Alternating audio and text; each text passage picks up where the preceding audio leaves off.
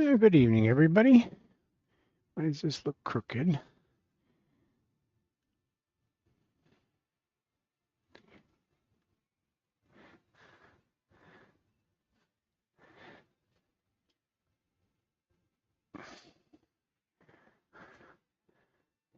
Looks like me, crooked. Tonight's project is peppermill. I don't make many of these. I should make more than what I do.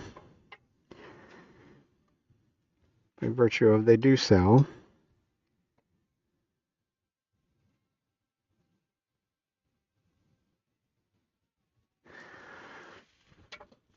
It's a lot of really sort of messing around. Actually, I'm going to use this shorter, smaller one.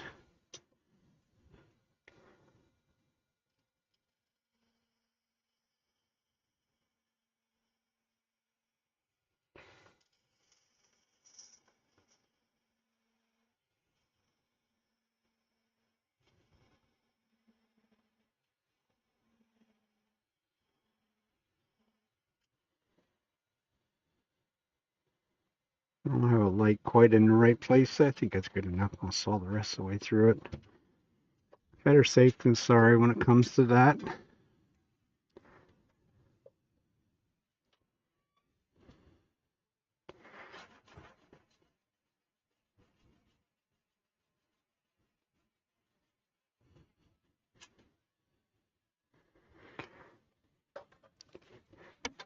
This is a good reason why I don't necessarily do a whole lot of these. Just all you should do is drill holes. A lot of it.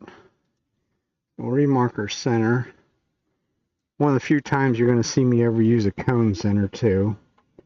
But you almost have to with these. I got that cable in the wrong place because I had to get stuff out.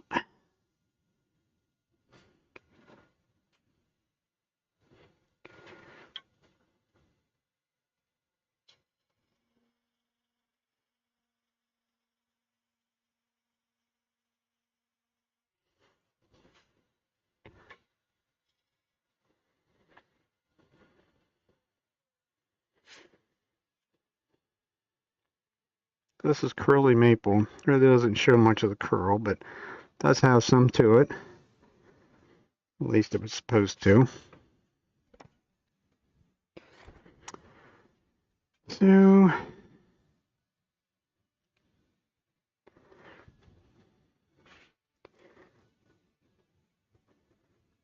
does it really matter? I guess I could drill the big hole in this end first. Really should clean up this face though first. At least in there a little ways.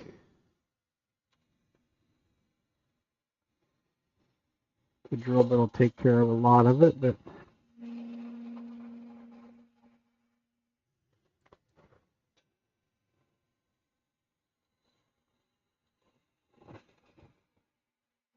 make it just a tiny bit concave in there.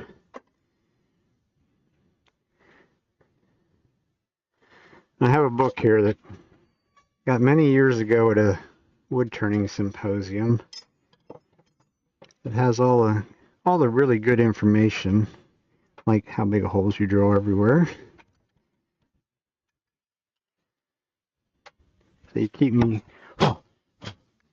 So you'll keep seeing me. Really should put that somewhere else so it doesn't get filled up with chips.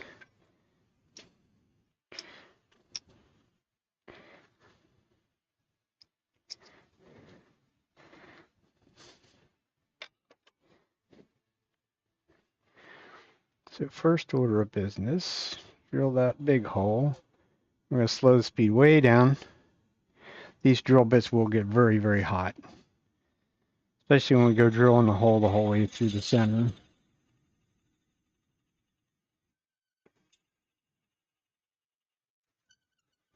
And that's a pain. I forgot about that. I'm going to have to switch belts. It's on the high-speed belt, which has no power. Has lots of speed, and plenty of power once you get up into the higher RPMs, but at 400 RPMs it doesn't have the power. And we're drilling right now, we're drilling an 1 5/8 hole. So we need a little bit more oomph to get that done. Like I say, it is curly maple, so it is hard maple. Guess it would help. I actually locked it down.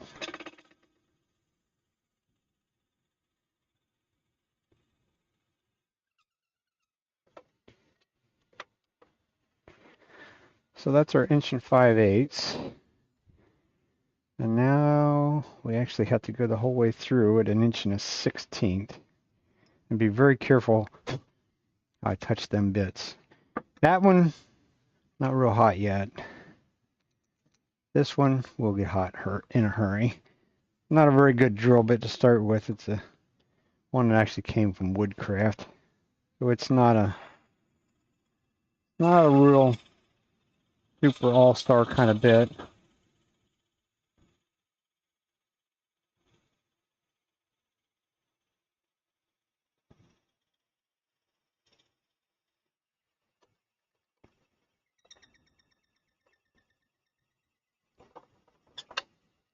Not to mention, it has drilled a whole bunch of these pepper mills. I used to make a bunch of these at one point in time. And a bunch of them that I made were all made with the colored plywood stuff, or the colored wood stuff, which is very, very abrasive on things, especially drill bits. But we need this hole to actually go the whole way through. So we're only down to there. Got the big extension out. Probably don't need the big one now. Trying to think what I used the last time. I probably only need the short one. Yeah. Just really need to get halfway through. This is not...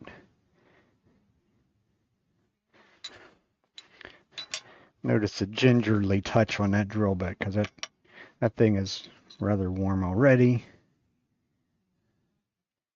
Go down.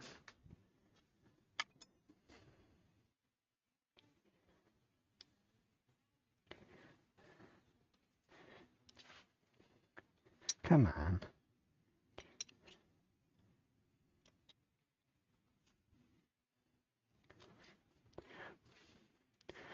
Like I say, it gets very hot very quickly, because you are drilling into end grain. So it's not something that drills very easily to start with.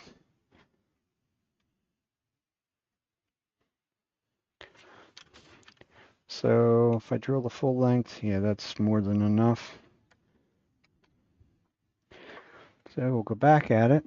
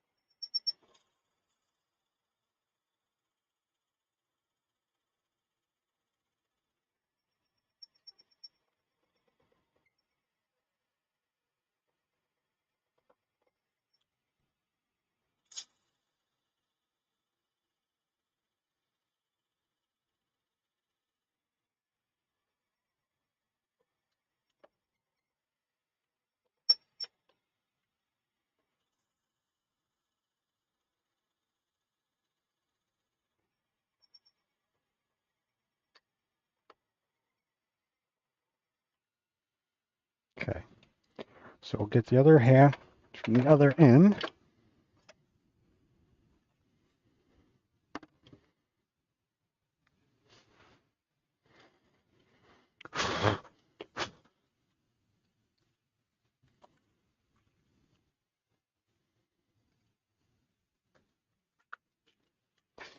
Some of this, is the only time to do some of this stuff is like right now.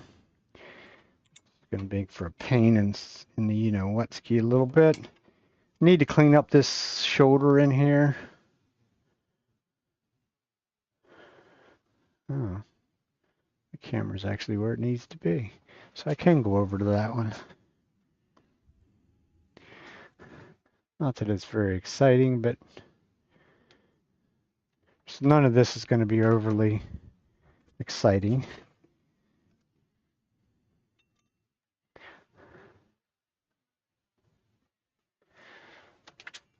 So I think, yes, my scraper that I made.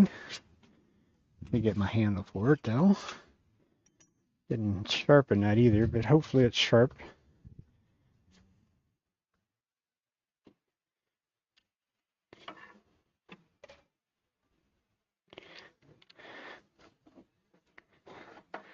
But that's a scraper to do like the inside of a lid of a box, so it's flat on the side.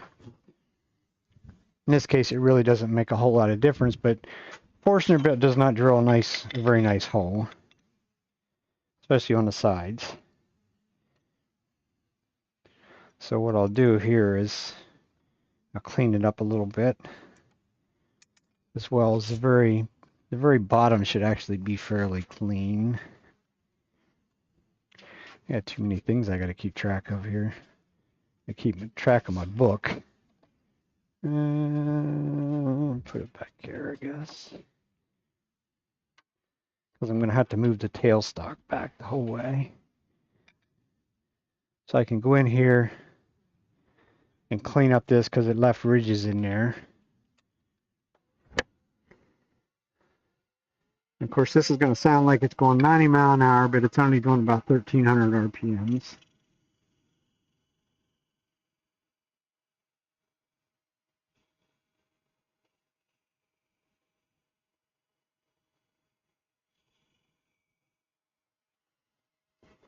And I think if I remember correctly,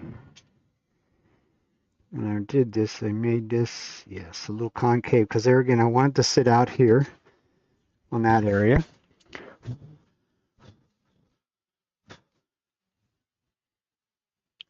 So that cleaned that up nicely all the way around. Although the Forstner bit leaves a little bit in that corner. So maybe we can trim that up just a little bit.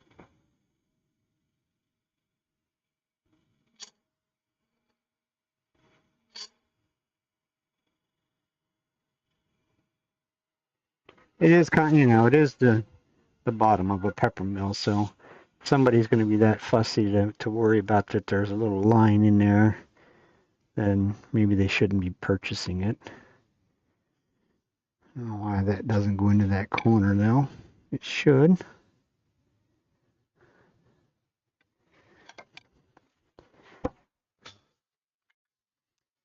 We could. If I take my little skew, will that go into that corner a little bit? Maybe.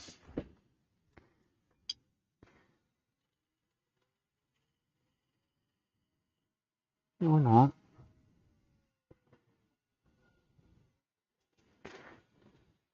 Yeah, I'm just not going to worry with it.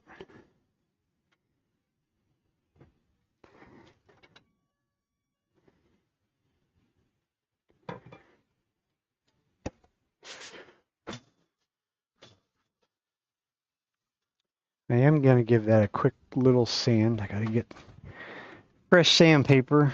I've been working on basically craft show stuff today.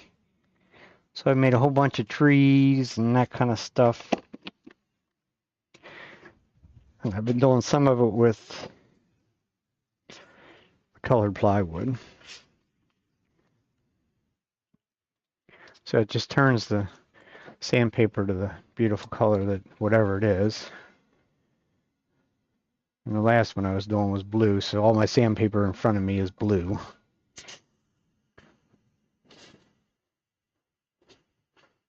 The wonders of that scraper is it really does a super nice job on the end grain. So I'm basically sanding, I started sanding with 400. I just hit some 400, 600, 800. Because I'm actually going to put finish on the inside of that while we're here, I think. Because there's really only one time that I can get to it. Hey, you see my blue sandpaper? Ain't it pretty? Pretty blue. That was the last of the pieces that I did.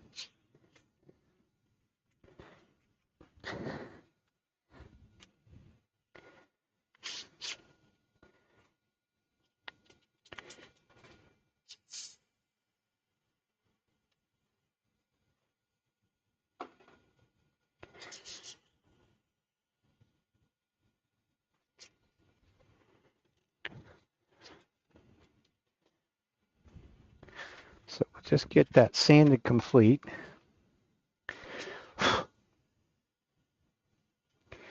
And we'll use a paper towel to wipe out the dust.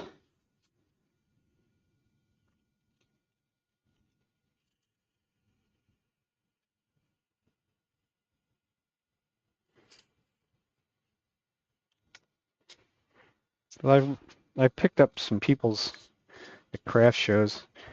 I walk around at a craft show and look at what other people are doing.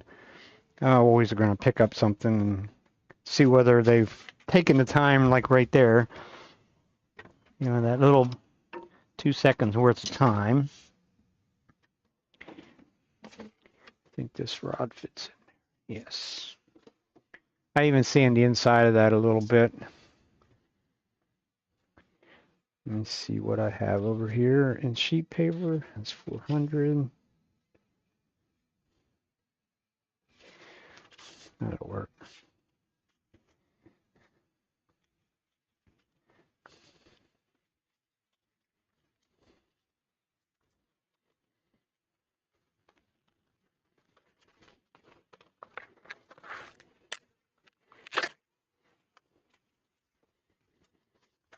It's just a stick. It's got some foam around it, and then I sliced it with the saw. I think I sliced it with one of the Japanese saws there.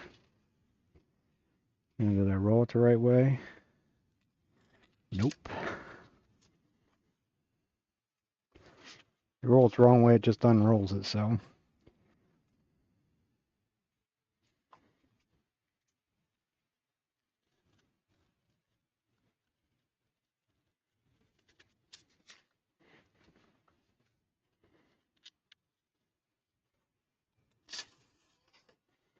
Well, maybe I had it rolled not the right way to start with.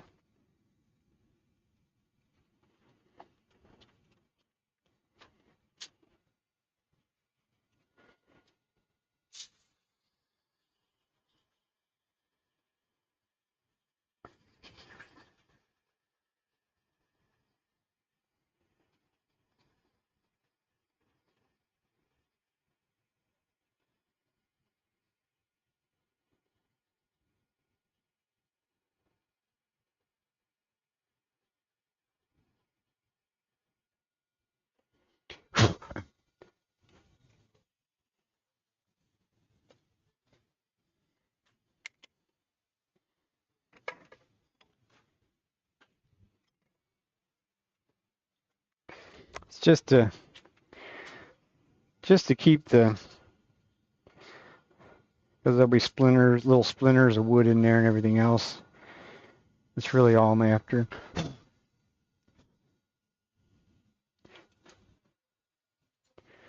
So we need to finish that little bit there. So we'll go to our traditional Parfix 3408 to finish it with. And I probably need a glove for this.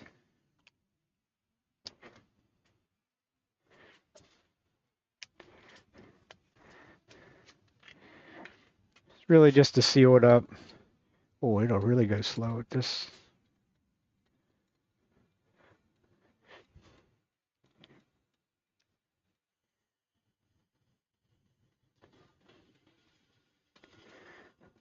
And I don't necessarily want to go out around the edge out here. You just want to get it sealed up.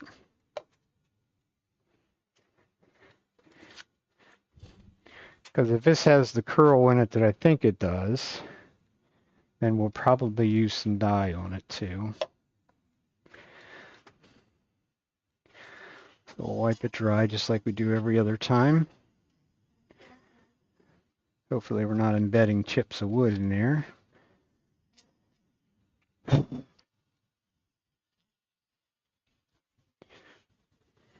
So that'll be finished up. I'm going to hit it with a little activator because we're definitely going to keep moving. Because now at this point we get to flip it around and drill the same 1 1/16 hole from the other end. And then we'll actually go sort of in between centers to finish it up.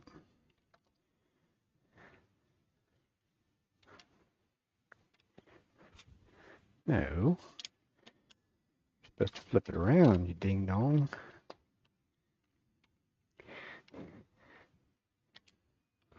And if it's not perfectly true, it really doesn't make a whole lot of difference. Although surprisingly, it's actually pretty good. We do have a nice big hole because of what we did earlier.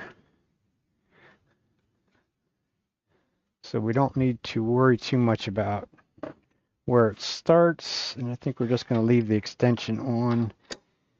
Don't necessarily drill the world's greatest hole with the extension on it, but like I say, this is not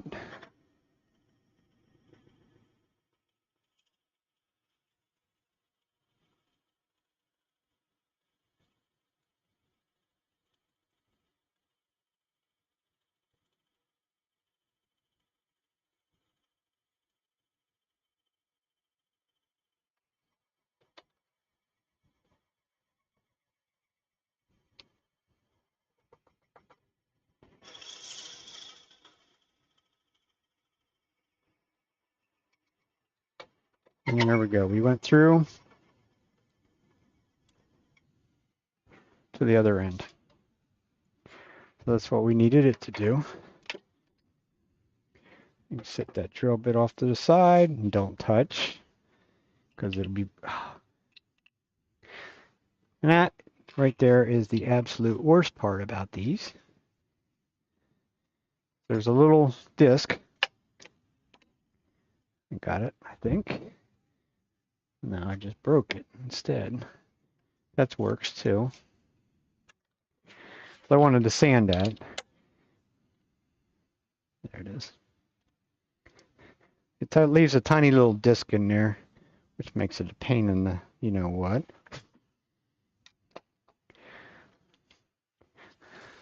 So we'll just sand the whole thing the whole way through. Actually, I have some coarser sandpaper than that.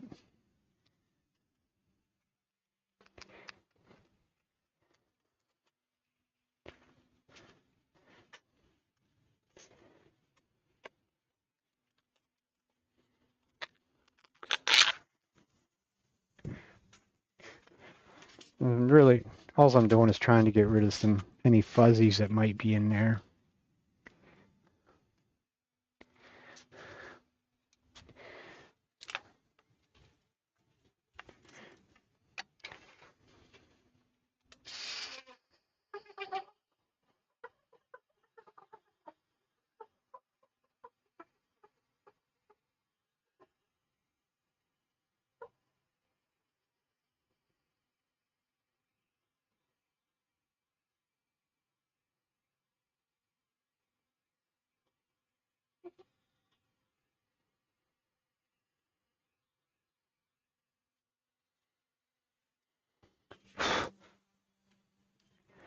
Okay.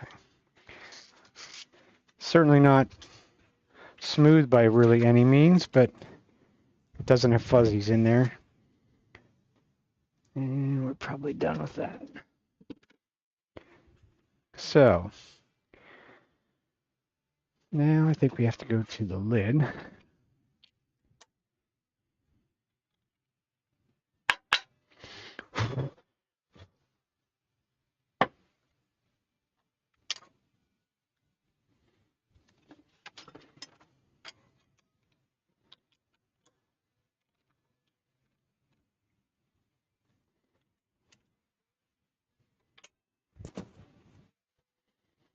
Once again, we're gonna want to clean up the face.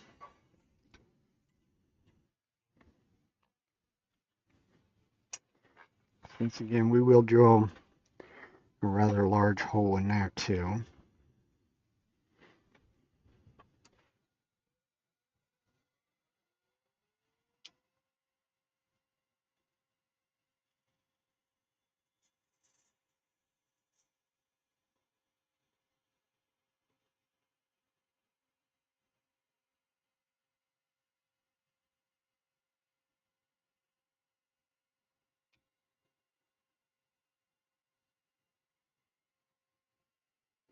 The drill bit will need a place to start.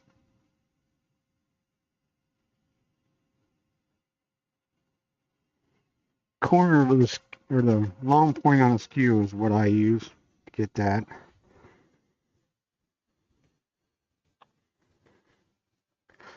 And that should not be humped, I thought.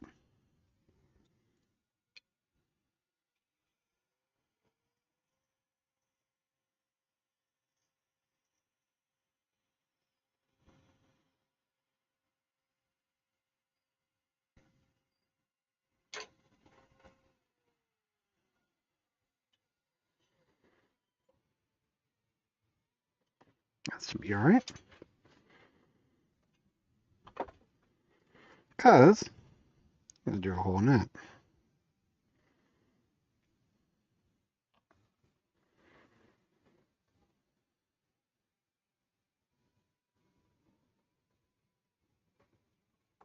Inch and a quarter.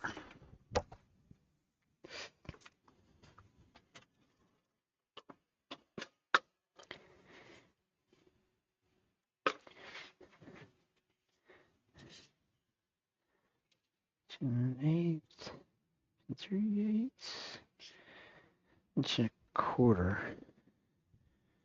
Doesn't seem like a very big hole.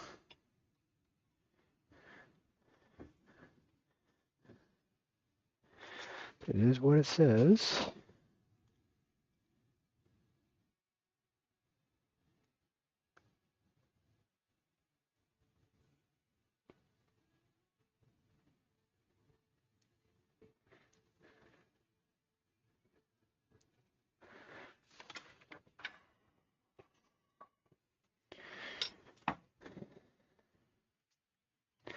That's one of the holes that doesn't necessarily make sense to me. To me, that hole could be a lot bigger than that. I gotta go about 1/2 inch deep, so that's about the depth of the drill. Yeah.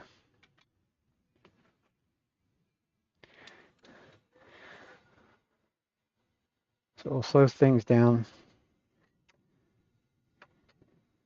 About 400 or 500 RPM, something like that. About 500.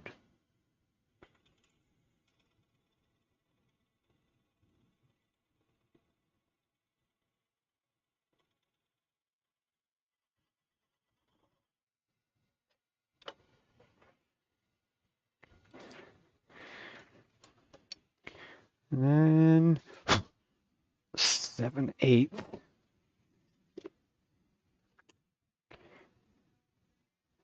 3/4. 7/8. I didn't get one of the mill kits out yet. I gotta get one of them out because this is gonna need.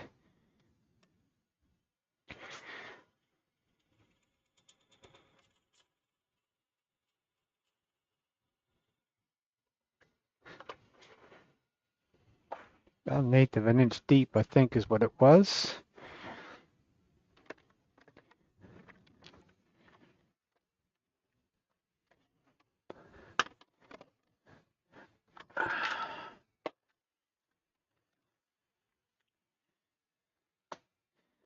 Like I say, it's been quite some time since I've done any. So if I look disorganized, I am, so.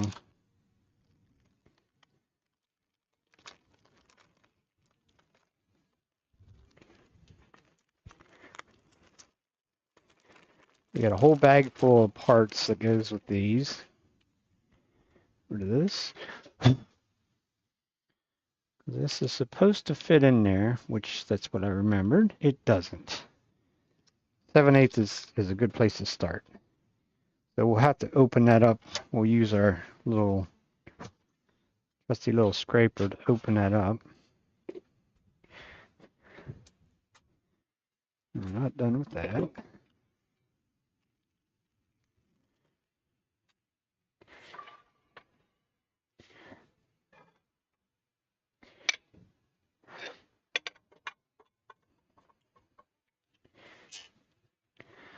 That little washer looking thing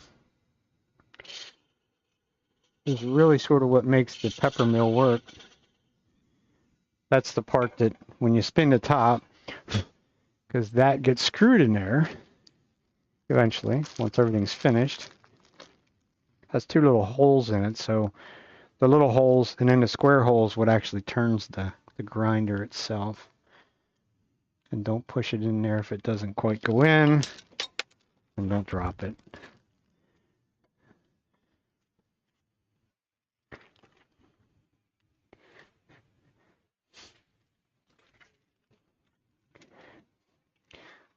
So I need just a little bit more opened up.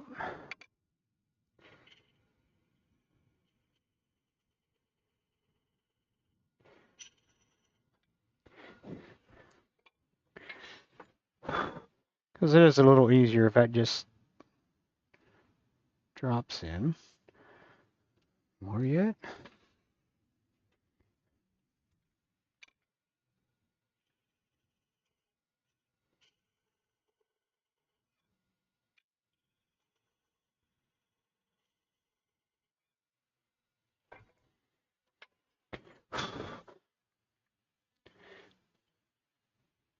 There we go.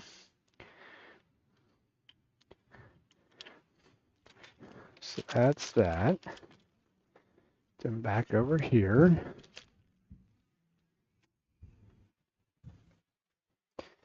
So we don't want to lose any parts. That's the key. It's got a little concave to it. That's all we need. A little bit. Now, 17/64. I'm sorry. So, another set of drill bits.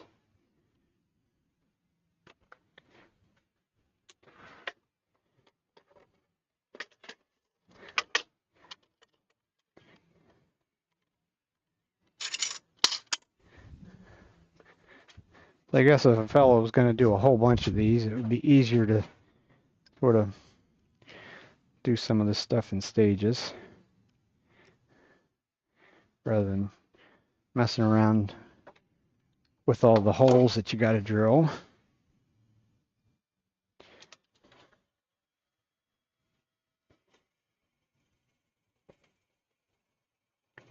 This one gets drilled the whole way through.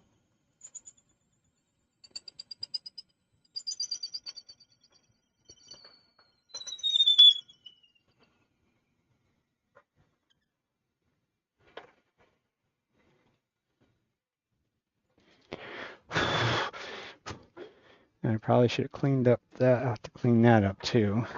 I don't remember that getting drilled 1/2 inch deep. I hope it didn't just screw me.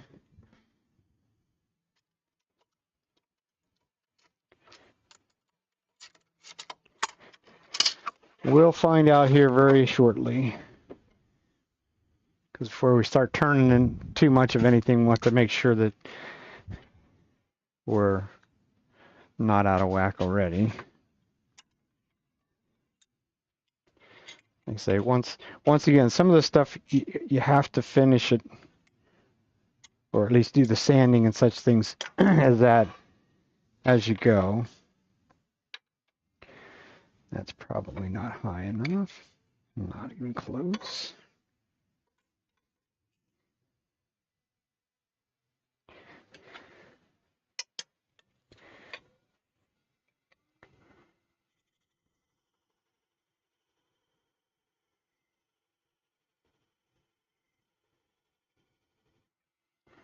So if I open that up just a little bit, it really doesn't make any difference. Give that corner a little round though.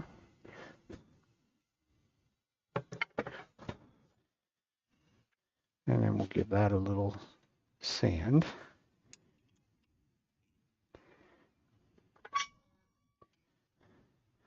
So just like the other part, it should be smooth enough to start with like 400. Actually better to use the other end of the drill.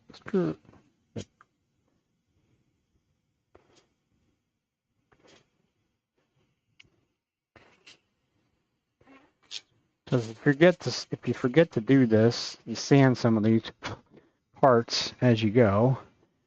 And you get to the end and you say, oh shit. Because then there's no way to spin it and sand it.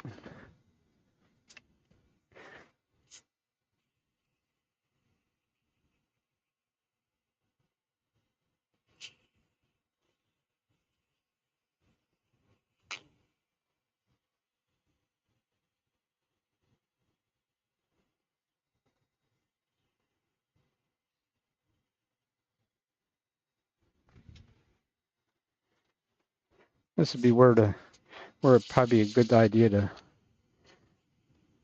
kind of like do these in batches of them or something, maybe. That you could do this, some of these pieces, multiples at a time or something, maybe.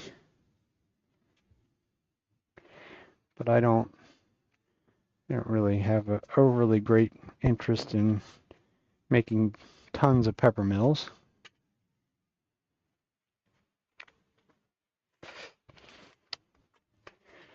I know there's people out there that's all they make. So we're going to go ahead and finish the inside there too, just like what we did with the bottom. And then we're going to go back to our bottom, and we'll polish that in there on the bottom.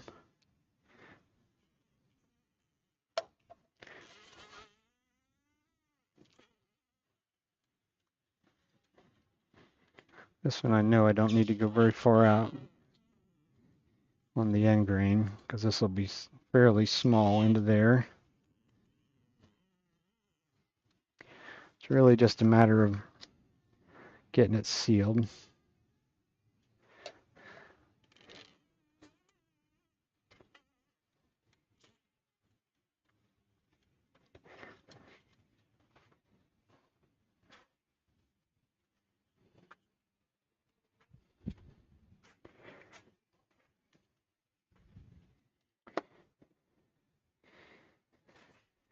And as always, we'll dry off the excess.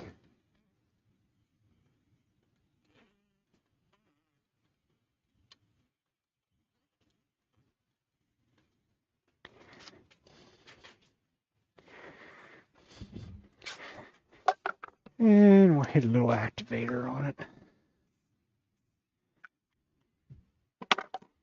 Just because we're not going to wait to do other work. Now we're going to go back to the top, or the bottom, not the top, the bottom. First order of business will be to polish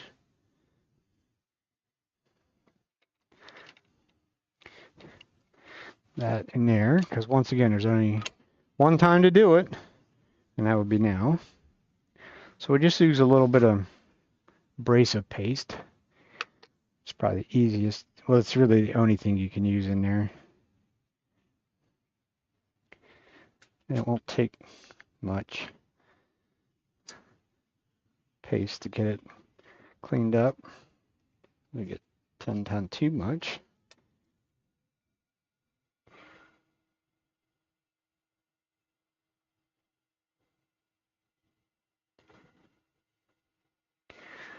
A little too much pressure on it. You don't need a ton of pressure. Got a little warm on the fingies. We'll go back to a clean paper towel. Bring the speed up a little higher, and it'll polish it.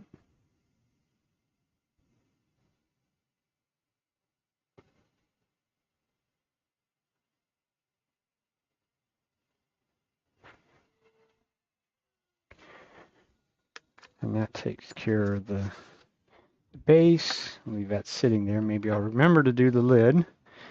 Somebody could remind me, that would be great. So that's complete for the bottom.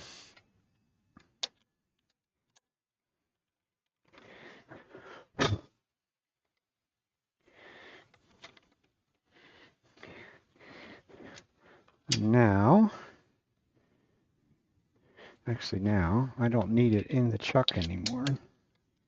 I actually don't want it in the chuck anymore. I gotta remember where I put my piece. Oh, I had it out. Where did I put it?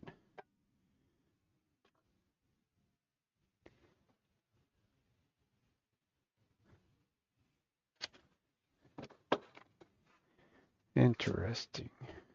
Right there it is. See, I knew I had it out. Like I say, this actually gets turned between centers.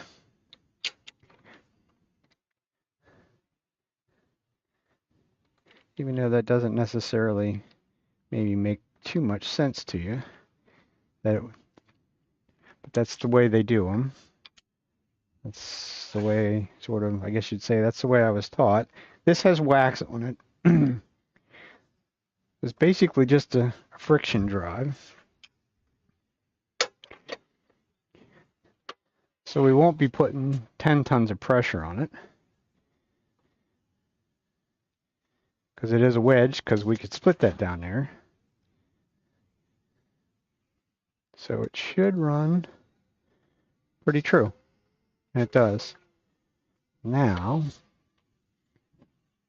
we're done drilling, so we can switch our belt back.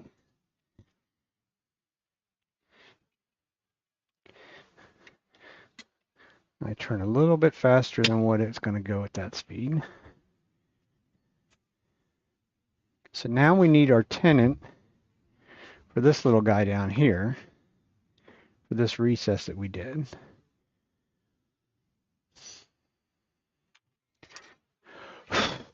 And we don't want it to be, let's go back overhead. Pretty much everything now will be overhead.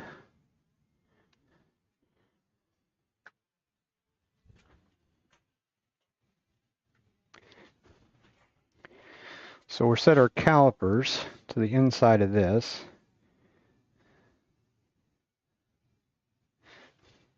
I'll lock them. And as you can see, it's a long ways down there for that. So like I say, to me that could be considerably bigger of a hole. But this is kind of the instructions that I have. So I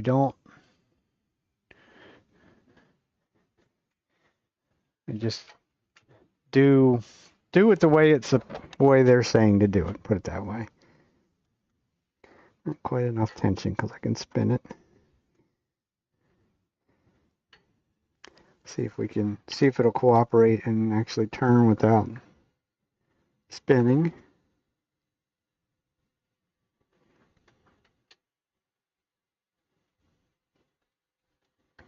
A little vibration out of it though.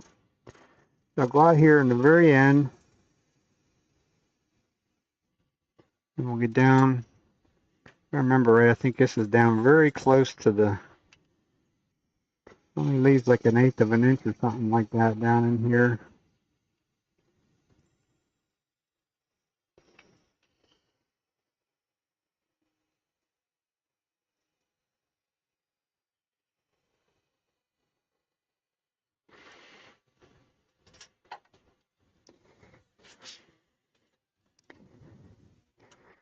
Kind of the wonders of this is that you get to take things on and off and not disturb anything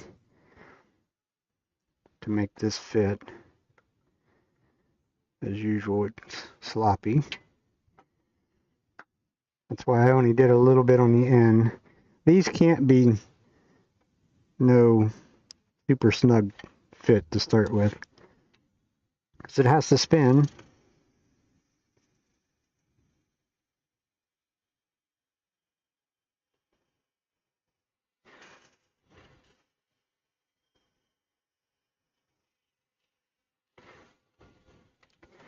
It needs to spin freely, because you certainly don't want to have to work to spin your, yeah, see now we're back to being tight.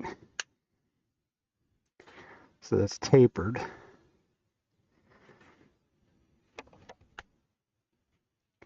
Which is okay, because one of the people that I saw demonstrate this years ago, professional turner, he actually would turn both pieces together. I never had a whole lot of success doing it that way. We might try a little bit of it here today. So right there, with it being nice and thick, or nice and tight, that's probably about where he would stop.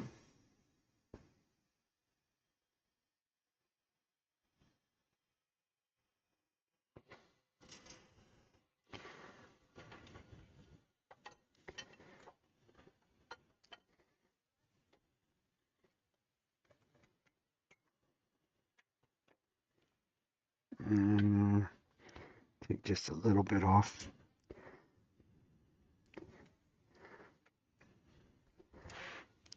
Here's where we'll put our parting tool up, straight up and down, so that it just is basically a little negative rake scraper. And just go in there and just brush up against it. And then we'll see if we can get, yeah, there's actually the fit that we want. A finished fit. It spins freely, doesn't really shake around.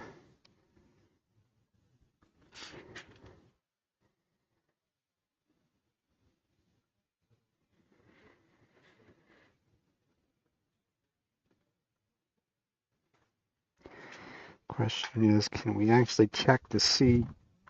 I think at this point, I think I can actually check it to see whether it's correct or not.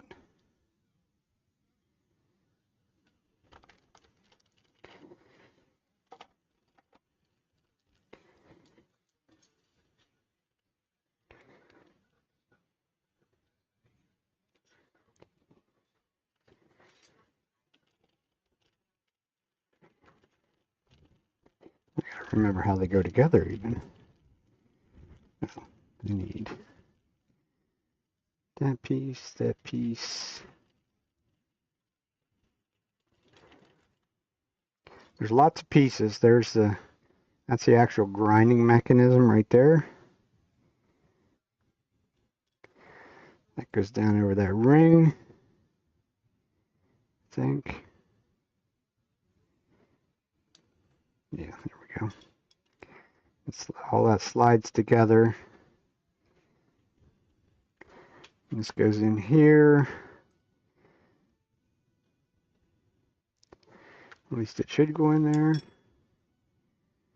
Don't tell me I drilled the wrong size hole in that end.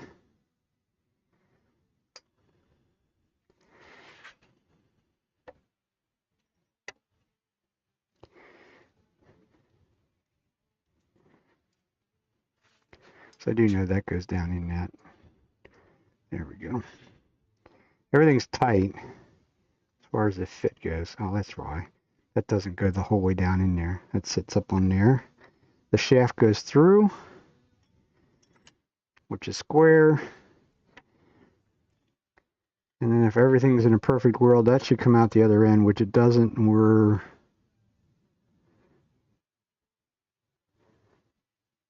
probably 3/8 of an inch too long.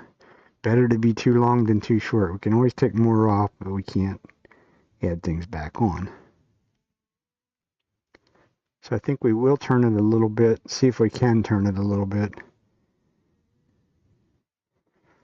that way. Because that little ring doesn't. My tenon probably can be a little bit longer on that one too.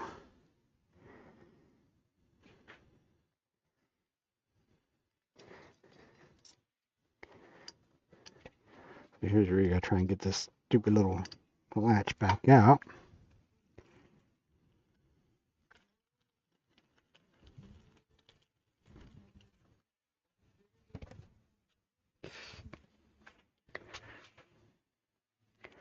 So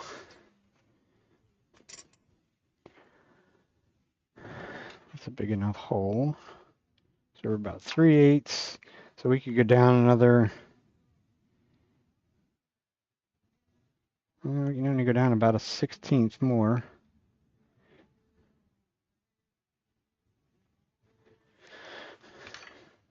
So I think all I'm going to do is I'm going to come back here and I'm going to clean this up, and then we'll take the excess off of the top. It's also where you get, it's worse also where I'm going to get abusive on the live center down here. And I'll probably switch to a different live center because I know I'll touch it with the tool. That's pretty much a given. So let's clean this up.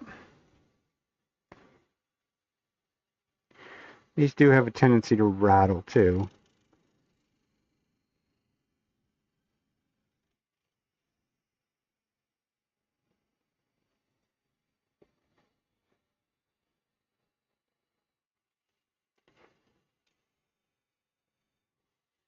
At least for now, because it's nothing, this is not necessarily running perfectly true. But I want it to be slight little undercut there. So if this is undercut, that's undercut. No matter what, it'll land out here together.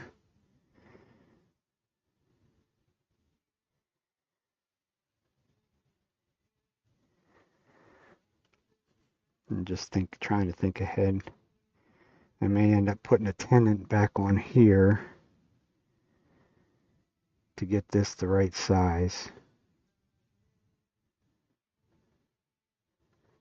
It almost sounds like the path of least resistance.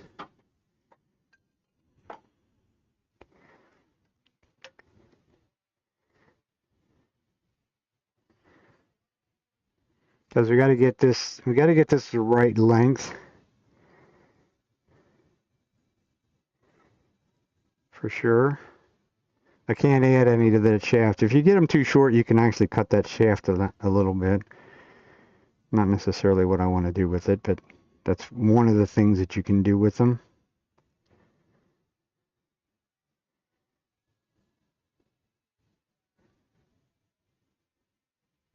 I think we'll take and make that like a taper down there a little bit.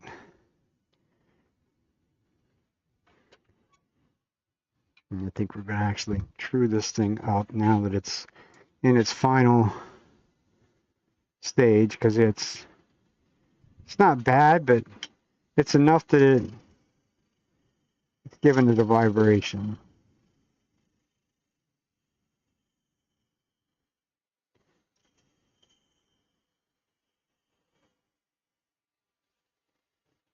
Okay.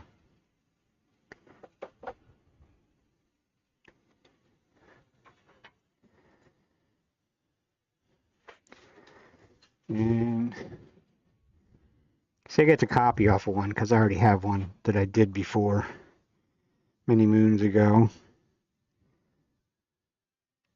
This is out of the colored plywood, so it's a lot smaller in diameter than what this is,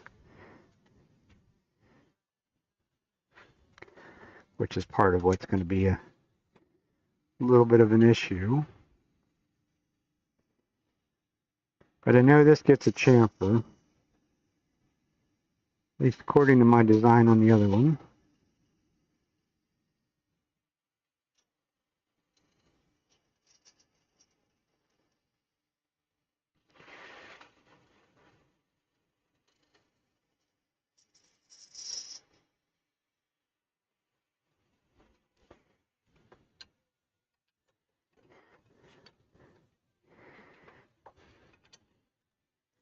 And I left about 1/8 of an inch, maybe a little bit more in there. But I still want a flat area in there.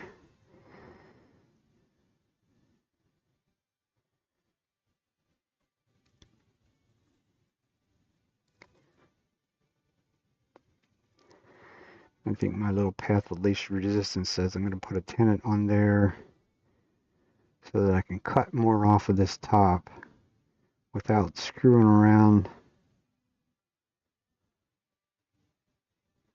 Because if I put the whole thing on,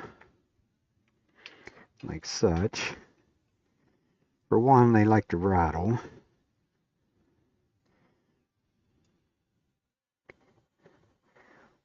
To me, that's where you can see now everything's sort of out of trueness. Because drilling holes into end grain doesn't mean you actually get a straight hole, which you almost never do.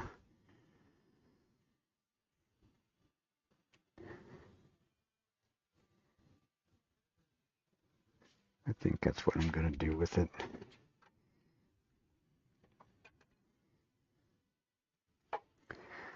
I'll set that off to the side. Take this back out. I should make one of them. If I go back to making a bunch of these, I'm going to make one of them in resin rather than wood. Because wood moves. I re-trued that up today. But the only thing I could re-true up is this cone part. So if his tenant's has moved a little bit, then that's another issue.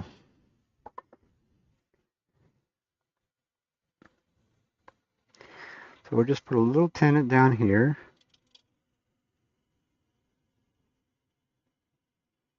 Doesn't have to be very deep.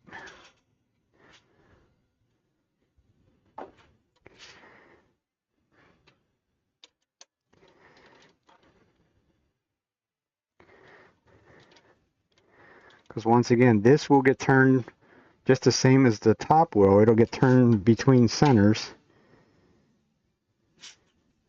I think I remember right. Maybe I don't have that piece anymore.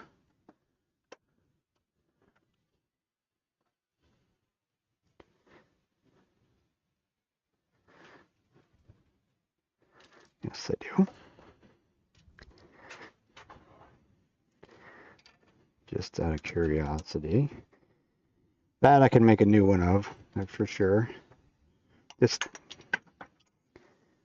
back here. So that's actually a little bit bigger than the hole. But that's what we'll do, is we'll put this in, match up the hole, and then this we'll drive it just like that, and then we'll be able to shape this whole thing. So we'll see whether that one's any good or not. First, we got to get it to the right length, at least close to the right length.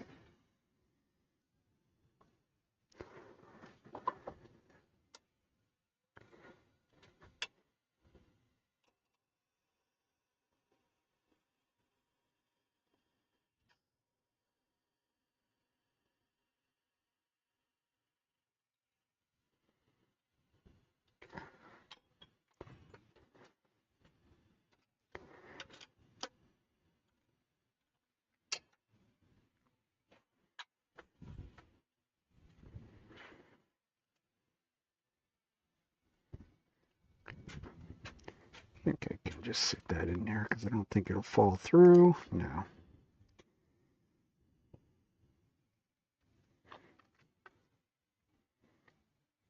So we definitely need to remove the rest of the tenant, maybe even a little bit more than that.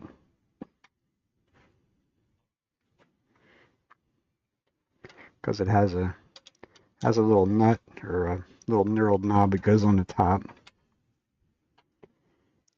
which has threads pretty much the whole way through it. So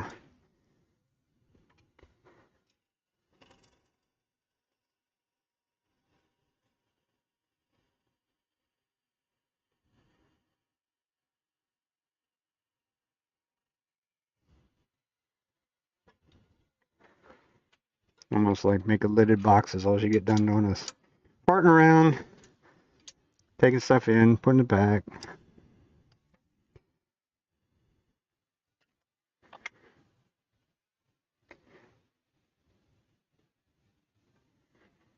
So we're closer. At least we got something sticking out the top. Not quite enough yet, though.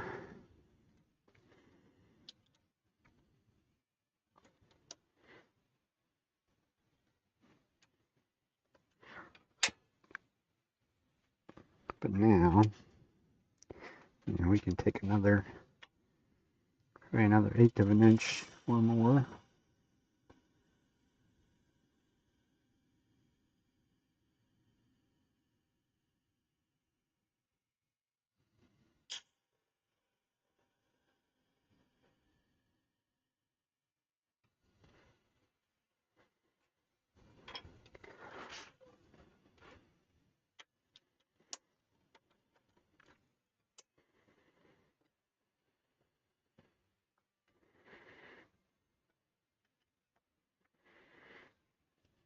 Now we have less than 1/4 of an inch sticking out.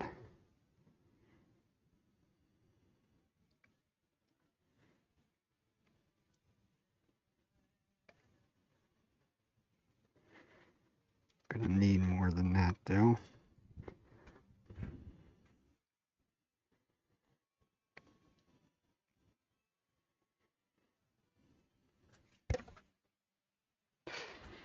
But that gives us a good, I think that's just a good place to get rolling on it.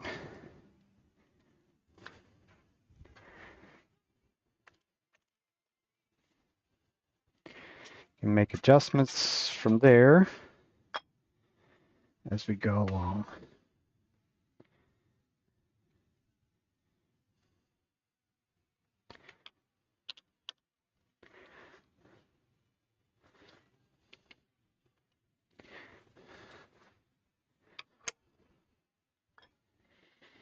But see, there's where I don't quite get why they want you to drill that size hole in that. To me, that hole could be drilled at like 1 3/8 or something like that to make this thicker.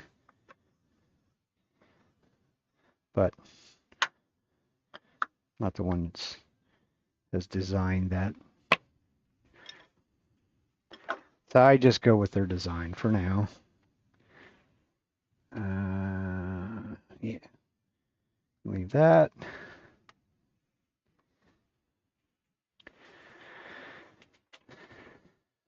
So now we can shape things up a little bit.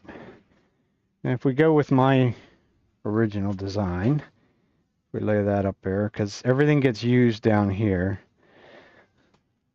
So our bead is going to be somewhere about there and there. And then we'll give it a little swoop-de-doo.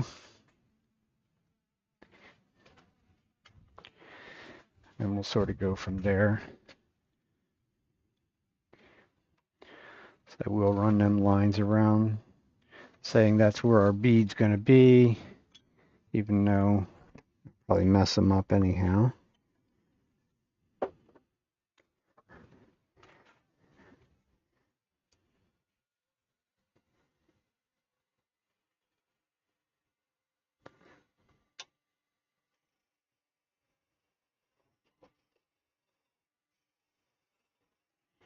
Maybe I put too much wax on that.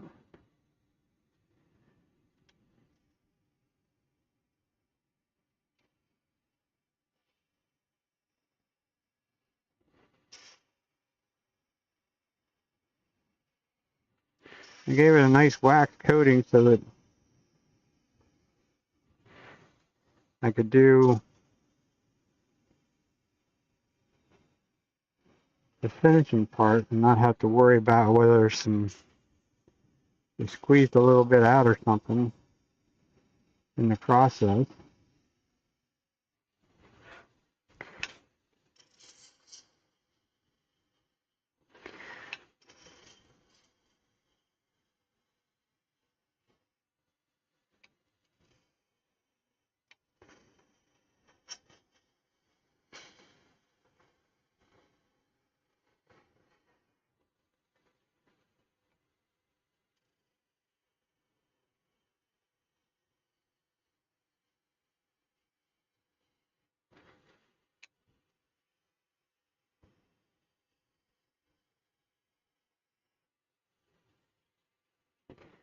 I want this neck to be fairly narrow because that's where you're going to grab it at.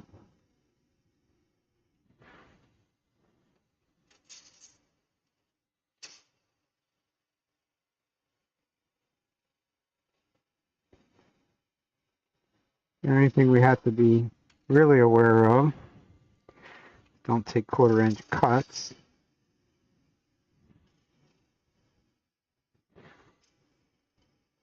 We do have a hole in there, so we don't want to, definitely don't want to try and see whether we can make it super thin.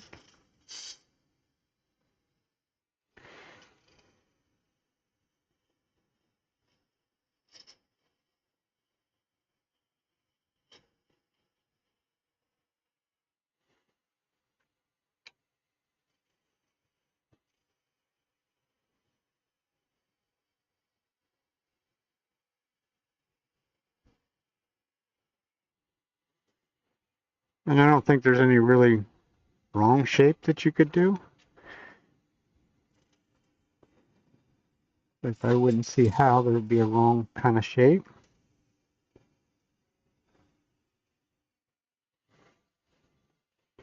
And there's probably where we need our spindle gouge. We might as well use the bigger one.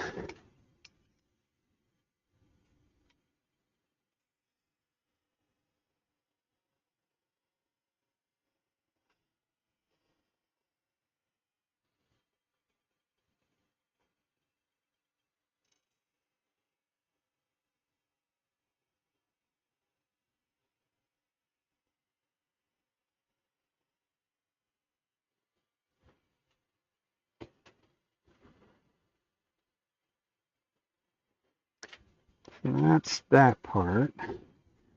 Since we do have a beading tool, we are going to cheat. Be manly about it and just do it with tools. It does have a little bit of figure to it. Not as much as I would have liked. We'll still make it some sort of a color. So we'll put our bead in here at this high point.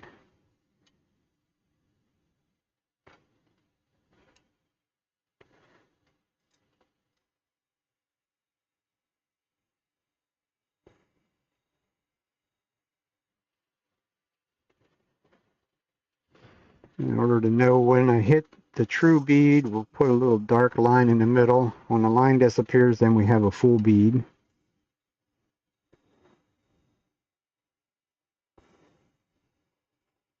Like right there.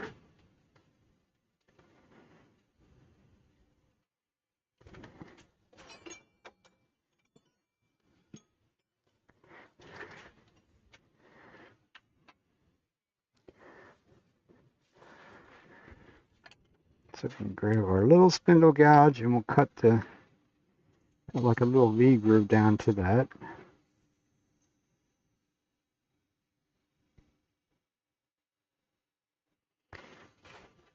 On both sides.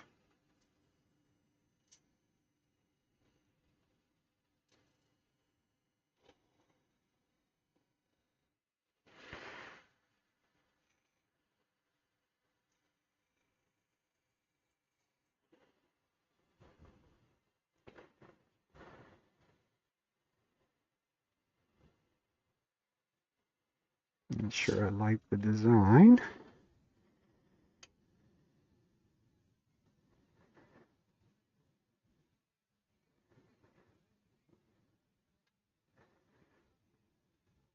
Probably should have made that tenon bigger than what it was because I had to get rid of it down there, so that makes that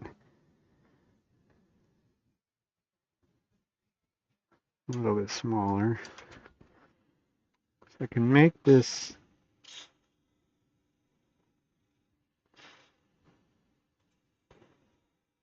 so that the bead is a little bit proud.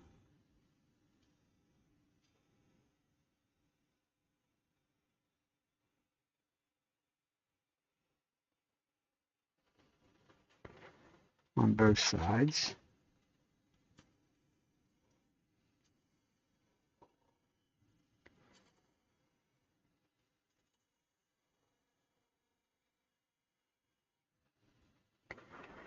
And it's easier to go back after with this spindle roughing gouge than it is with a small spindle gouge.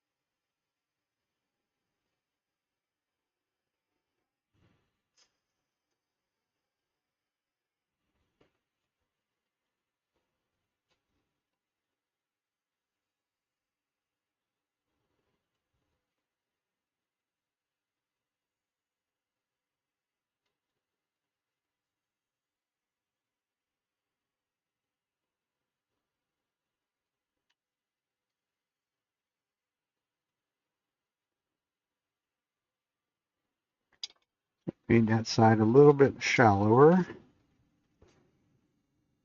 So we'll just go back and make it a little bigger. Because I want them to sort of match.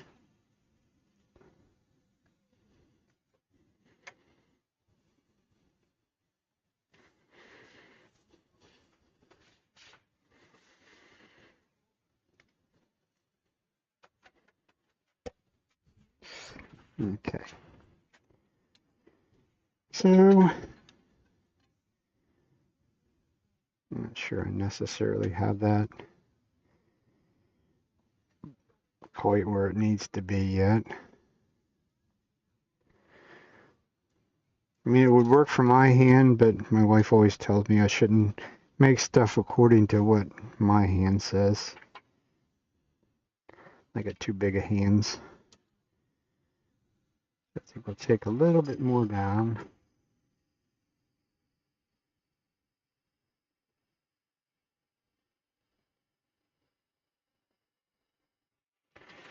We don't want to go uphill. We want to come down from the other side.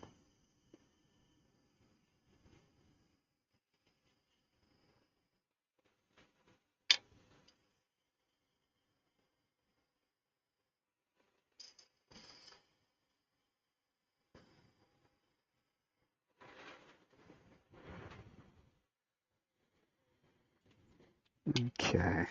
The deeper we go, the more curl is showing up. At least on one side, anyhow. This one might just get finished natural. That's what I was wondering. Curly wood isn't always very cooperative either. There's some places right there that sort of standing the grain up a little bit. Not a surprise.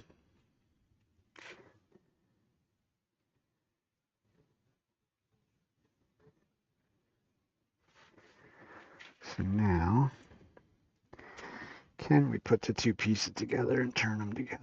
That's the question. The way I would like to do it, but I don't know that it's going to. Ah, good. It is going to cooperate. That way we can shape things together.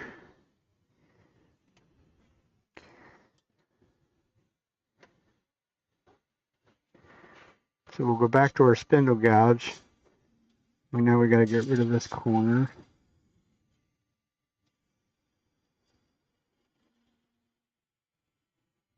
Probably what we should have done, actually measured it. It's about 1 7/8 inches. So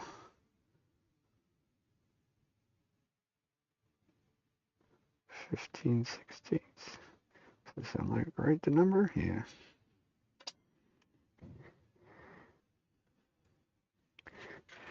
So that's our center point.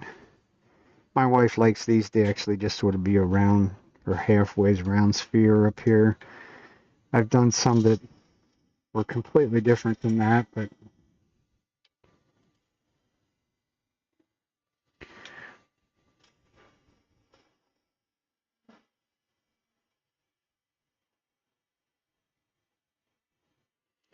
yeah, I don't want to go blowing through the end. It'll chip that on that side for sure. That's why I say this is going to have to come down further. Pretty sure of it.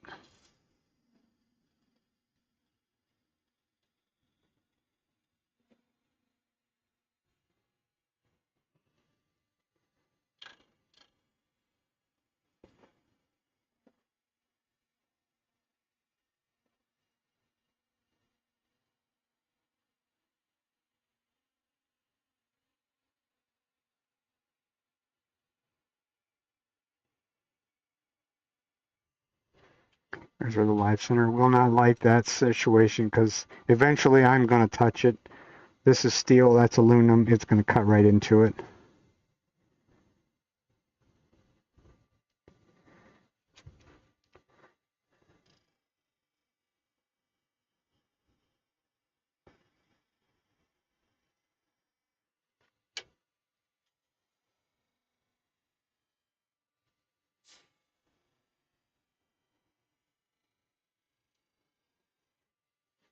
As you can see, I can use my spindle gouge as sort of a scraper too. Basically, it's a negative rake scraper when you do that. It's over on its side. I'm just using the bottom wing. Handles drop down, so it's sort of shear scraping. We're not around yet anyhow. This is going to have to come down. Another one of these scenarios, we can keep taking things apart and looking. Yeah, there's a lot of material down in there yet.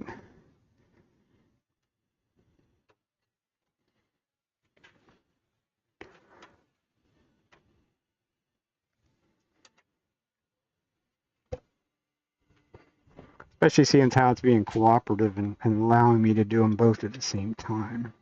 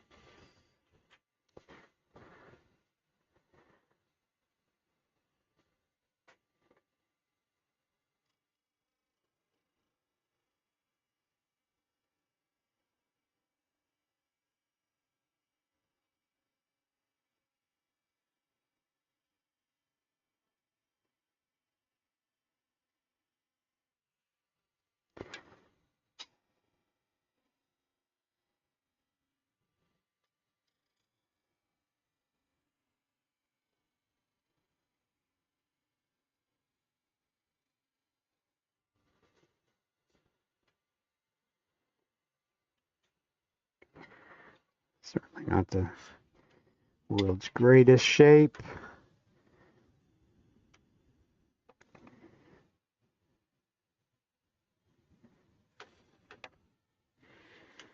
Although it's really not too bad.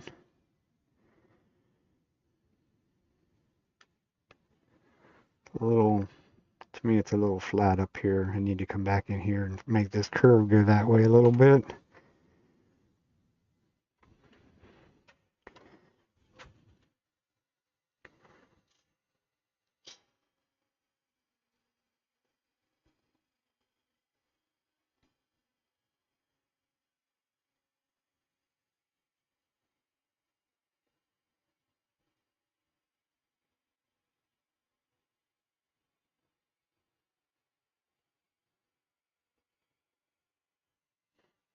We definitely do need a little bit of a, we need a little bit of a flat up here for that little knob to sit on too.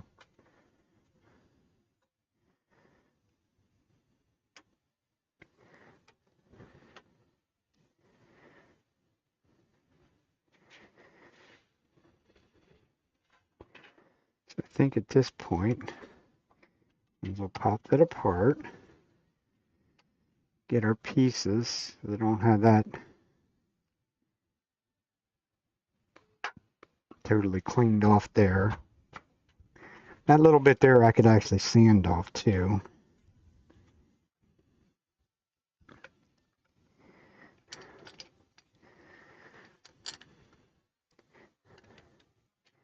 But we got to make sure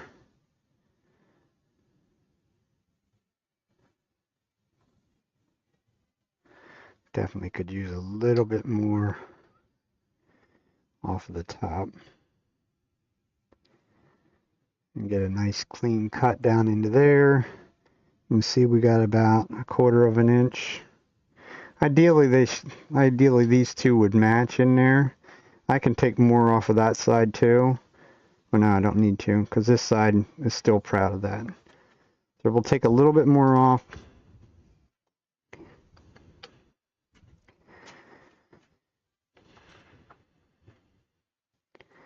I'm going to switch live centers and go to the cheap steel one rather than keep killing my good aluminum one.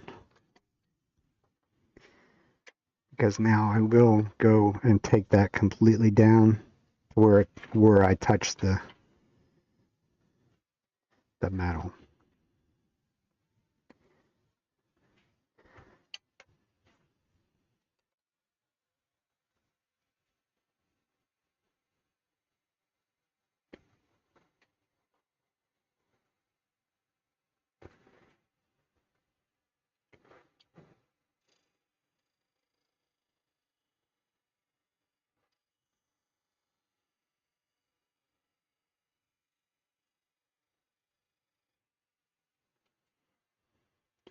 So that gets me better down into there. I think that looks okay.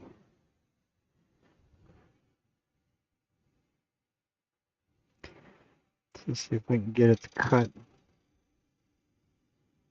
nice and cleanly down into there.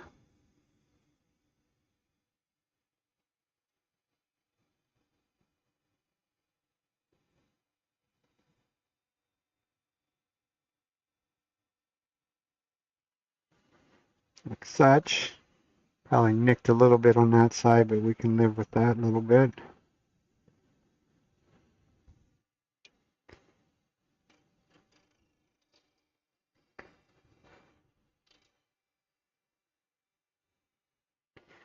Probably should have stuck with the other live center because now it has thrown this out a little bit up in here.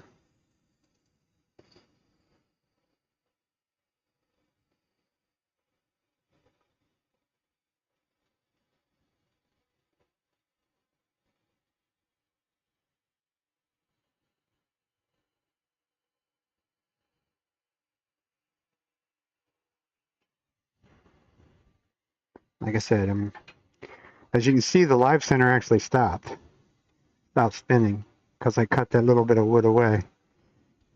That's actually a good place to check to see whether we got enough now. It's nice that it worked out to do that for me, that I had the two pieces. Not sure I like this big ass shoulder there, but I think it'll look all right.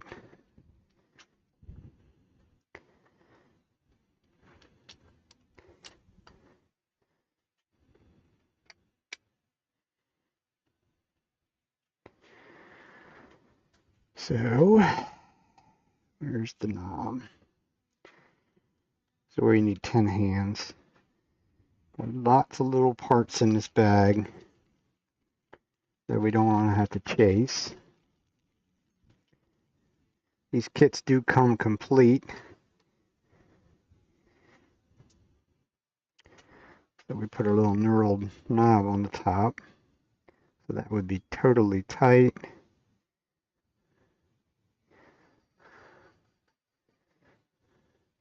And if I remember right, I think this actually is very hollow and very deep.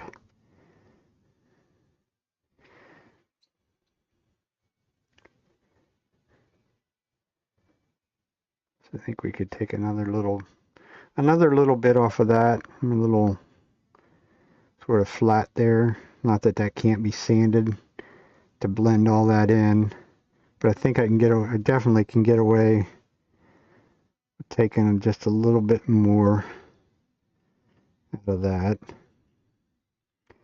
Or I could even take a little bit more out of here. I could run this chamfer down or make this a little, or both, run that down, make that, cut a little bit off of there too, to shrink it that way. But I got such a nice, sort of hate to do that because I got a nice fitting in there. So I think we'll just do the lid part. I sure like when people think out loud. And that didn't do me any justice down there. It kind of burnt there when it spun. That could be a fun issue. That's the wax, I guess.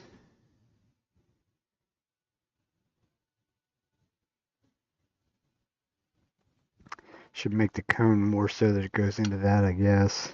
I don't remember ever burning it though. Ouch, ouch. Live center point, very sharp.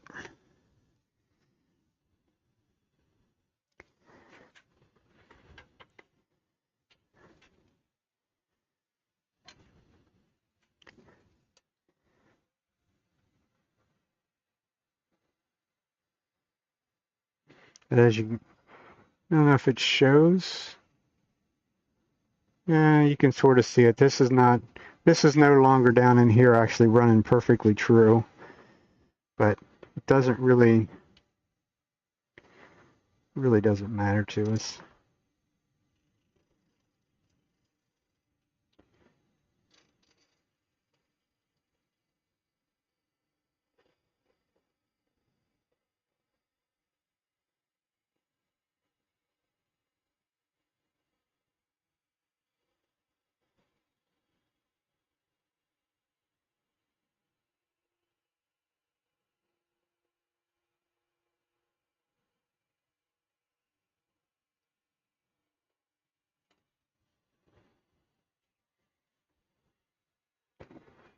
I gave it a nice wobble.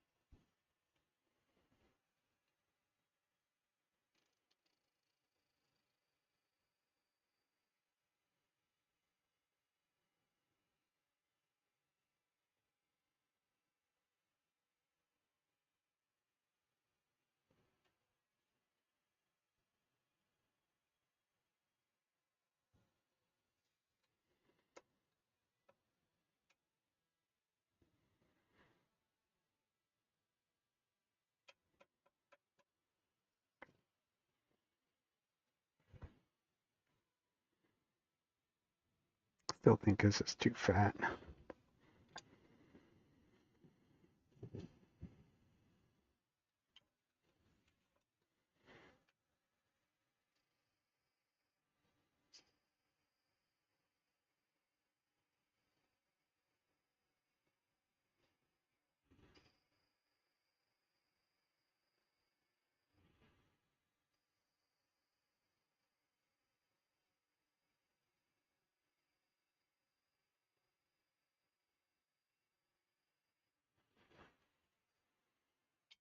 Looks more what I want.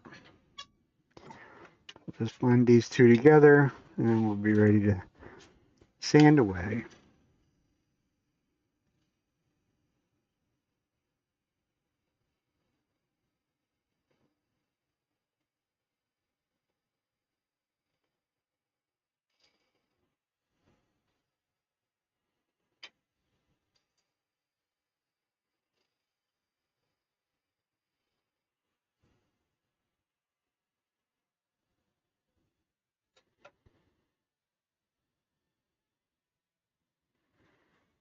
I gotta work.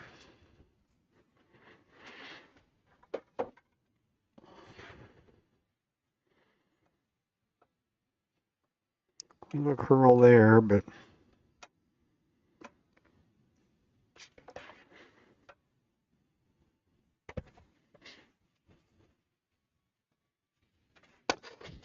now I don't quite remember. I think I'll have to sand them separately. So if I get down here, I'm going to scratch up the face of that. Once again, I'm just kind of thinking out loud, but I think that's the sort of the scenario there.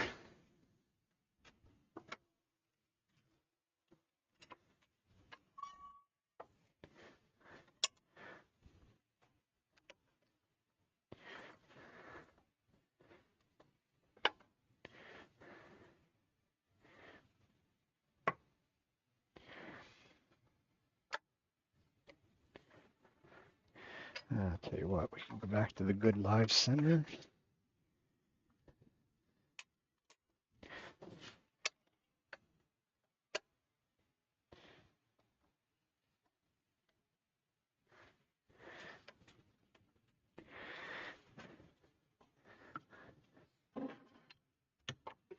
I'm also going to need a little dust collection.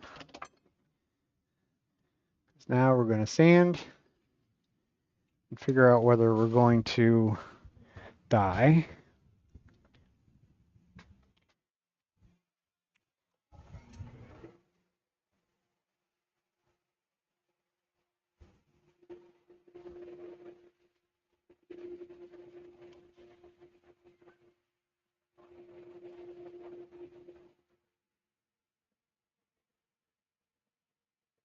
So with our speed down, about 600 RPM, something like that for this. This is one of the things I don't need to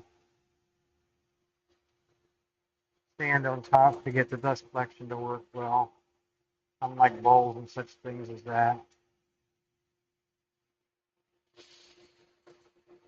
This time we're starting with 180 because I know there's some little ripples in there. As you can see, we're going to keep the sandpaper moving quite quickly. Not going to hang out in one spot. We're also going to look, stop and look, because I know there was some places that it chipped a little bit, but that's a good deal. They just disappeared quickly.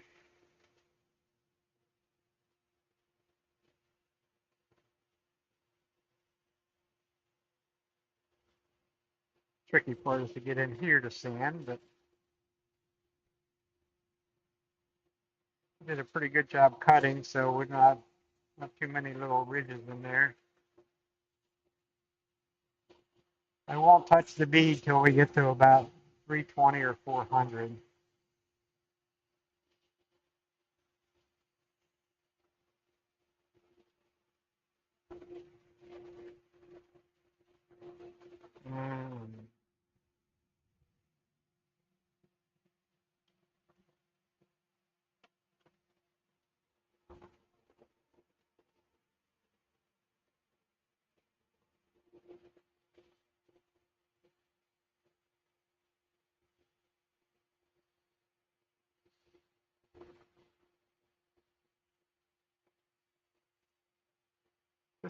This kind of stuff here is actually pretty quick to sand because there's so much more sandpaper in contact with it. Not that it's a great idea to keep touching it like I do, but I like to try and bleed every once in a while.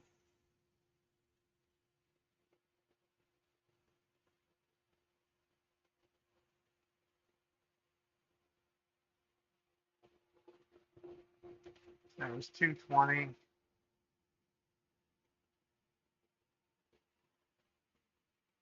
gonna hit it with 320, and then we're gonna think about whether we're dyeing it or not. I think we're gonna try to, because this would be very plain otherwise.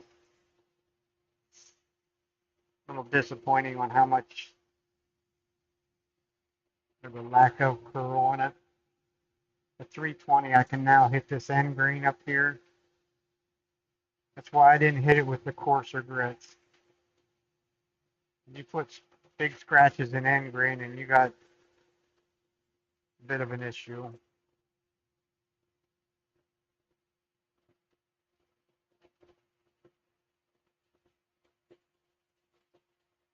Probably one of the reasons I really haven't jumped into that bandwagon of making end grain cutting boards. Of course, that's a dull finish, so scratches really don't stick out.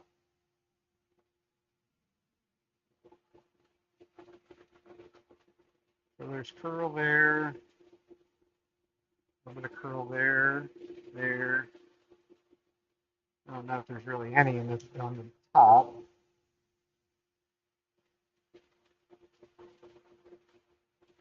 It really almost looks like there's none up on top.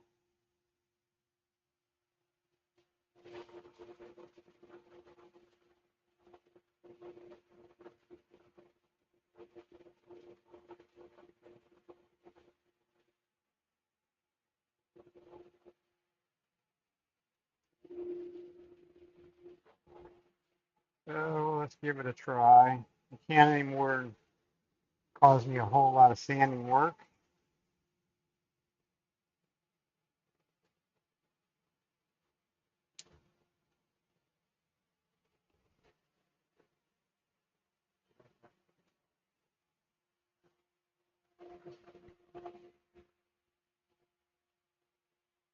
No? Why not? Is it soft?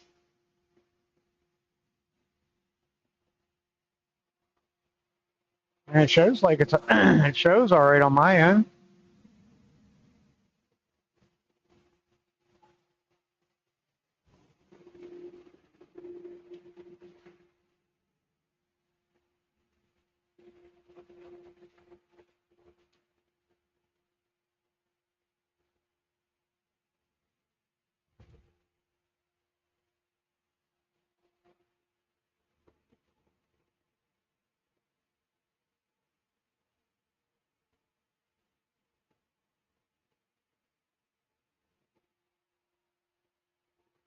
First color is going to be black.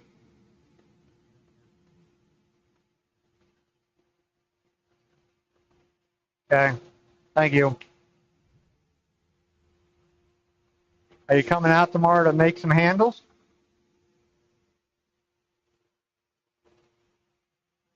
Actually, we can cheat. We can really cheat and really make it easy. I have a 20-inch handle that would be black. I have a, I don't know, 16-inch handle or so. That would be cherry. Either one of them.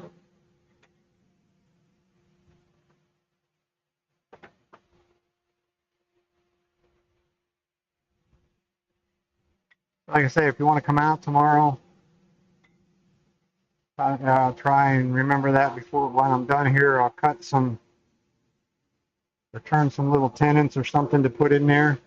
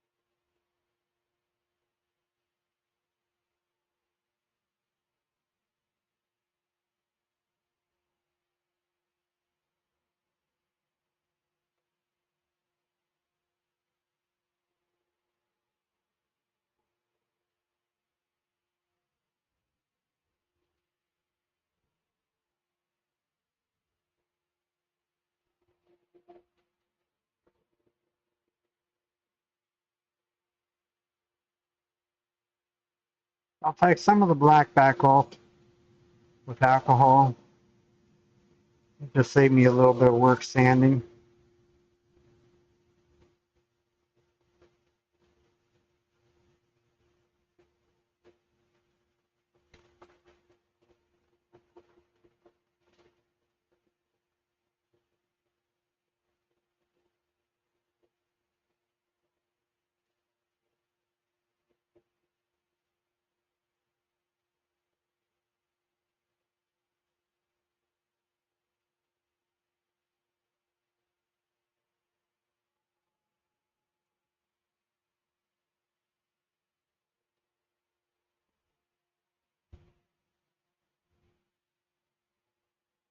Just make sure you open them paper towels back up, put them over the side of the trash can so that they're dry. It's also want to show us, yeah, there is some figure there. Not a lot elsewhere.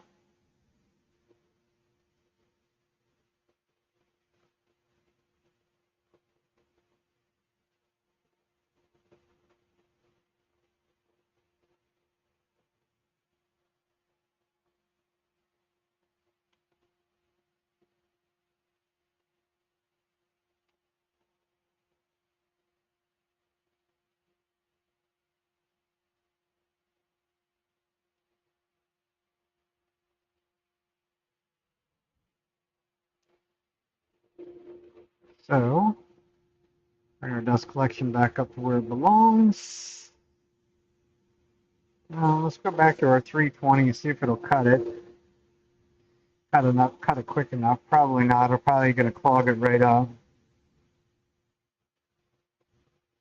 This is why I use sheet paper to do this rather than discs.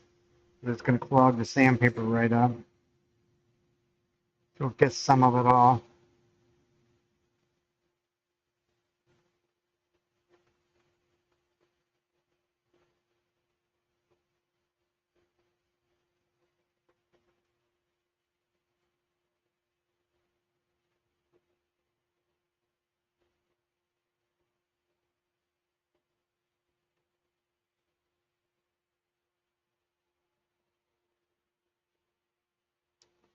So that now shows us our figure.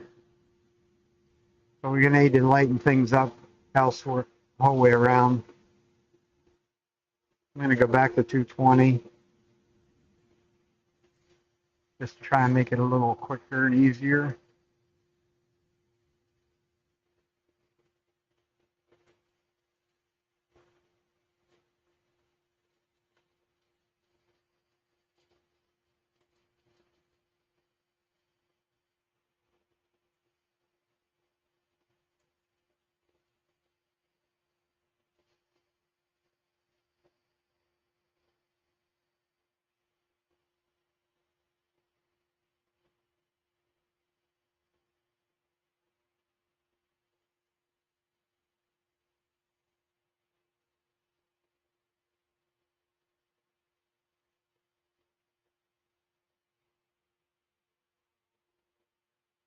As you can see, we just keep getting lighter and lighter.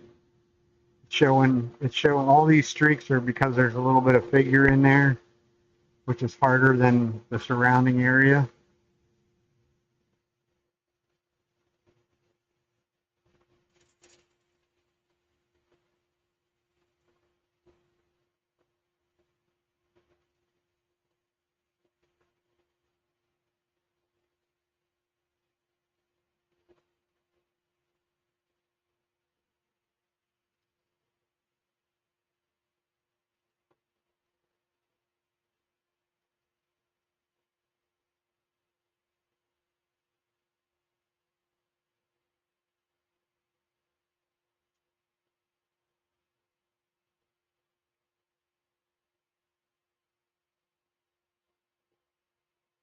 Bead is definitely going to show up dark, probably.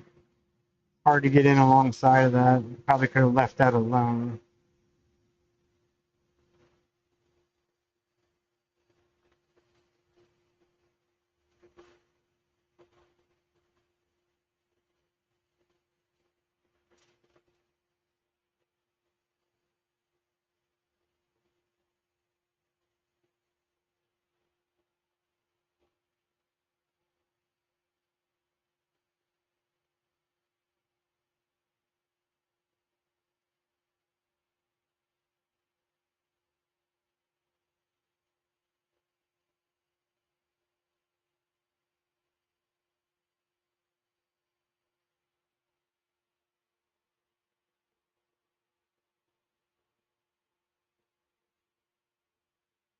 We're getting fairly light.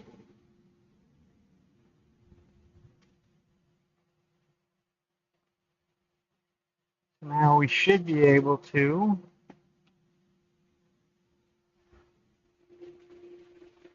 continue on, sand it complete, and then we'll put the, most likely it's going to be red. I'm a red kind of guy, so it's probably going to be red.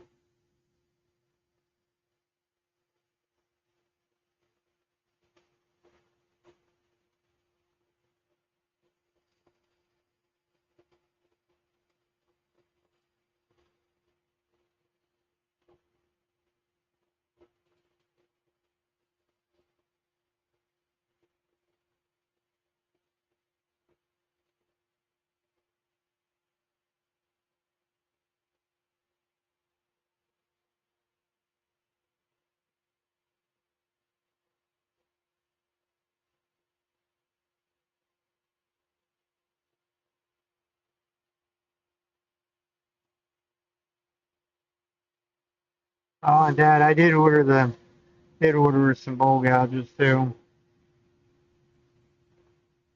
So hopefully he's on the stick and gets them shipped to us tomorrow.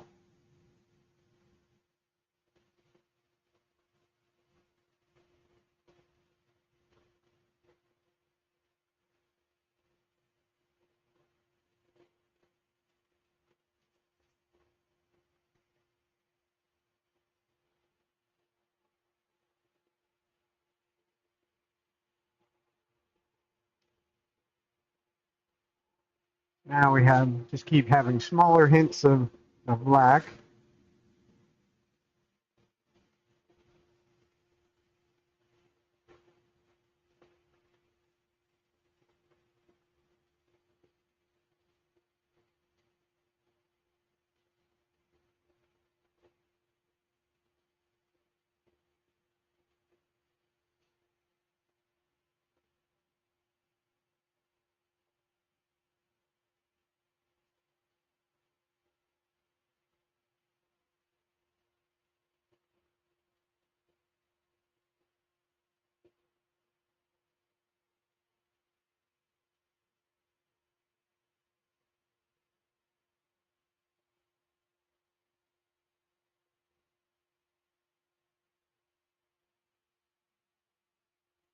That was 400.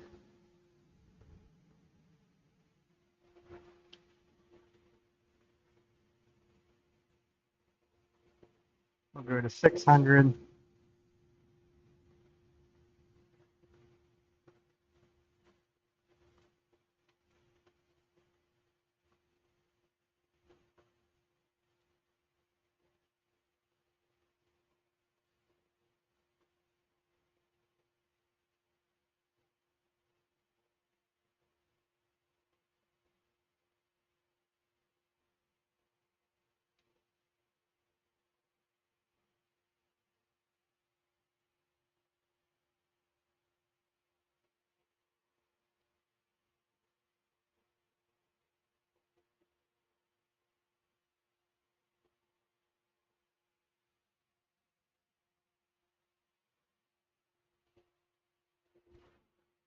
And that should be that. I'm going to shut the dust collector off for a minute.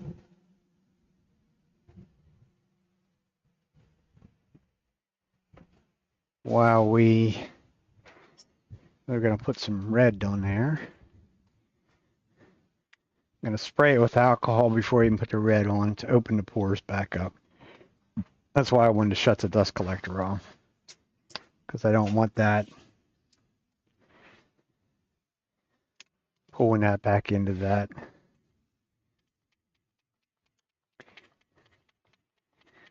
I guess we wanted like an aged look. I guess that would be where it would be right there. As you can see, the alcohol just literally soaks right back in.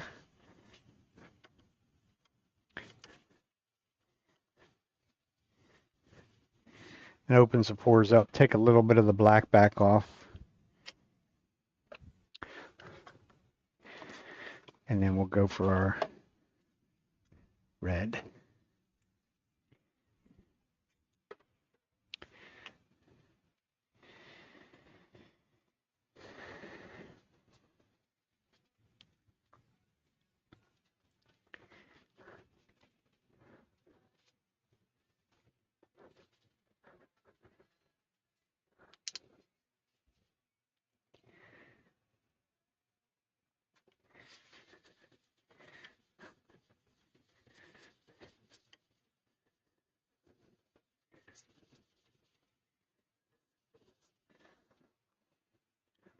So that's going to give us a sort of a multicolored look because of the black. Going to give us some black highlights. It's also going to show what little bit of figure ends up being there, unfortunately.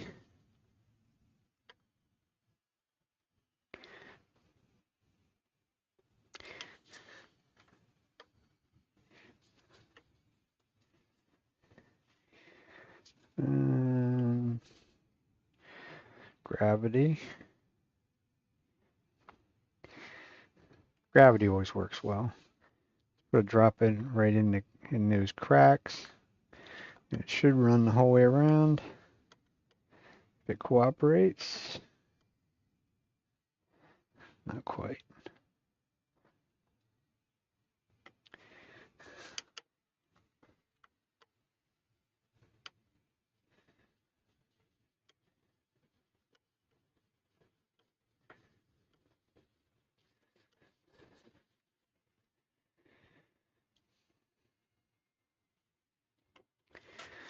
So we'll go over it a couple times. I won't be able to do pretty much anything else to this tonight.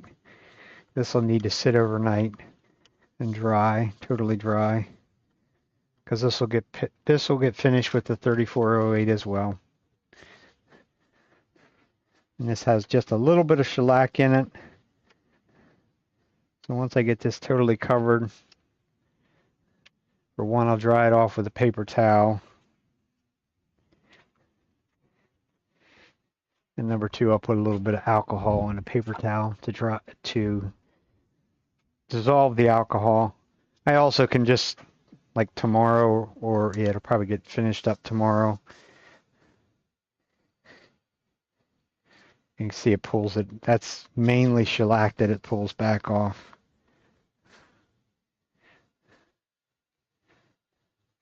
They use a little bit of shellac in theirs. This is chestnut spirit stains. Use that little bit of shellac as a binding agent. But shellac doesn't necessarily get along overly well with the super glue. So a little bit of alcohol yet. Should pull more of it off. It's also going to lighten some of these areas up.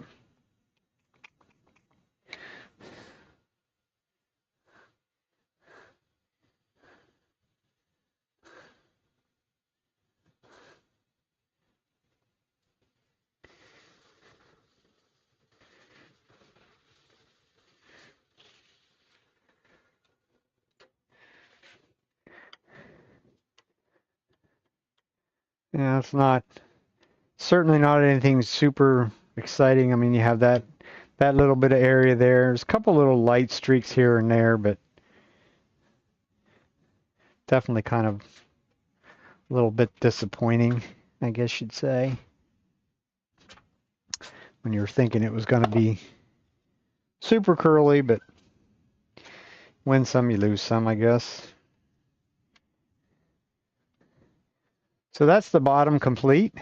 We will have to address that. That'll be a matter of just a little bit 800 grit sandpaper in there. That'll take that burn mark back off. So that'll be our base. And now we gotta sand and finish the top. Ooh. We'll have to address that tomorrow too after everything dries. I've gotten enough alcohol and everything else on that tenant in there that it has sort of swelled up a little bit. And I also didn't sand that. That'll need sanded and finished as well. Well, now we'll go ahead and sand that. Sit this over here somewhere to dry.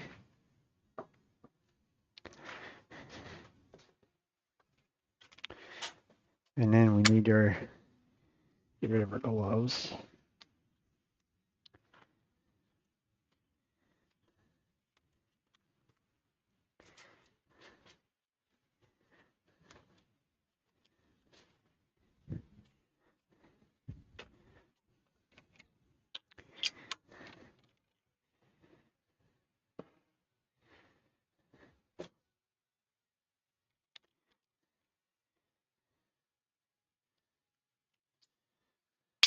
So we know that doesn't fit. It's halfway close though.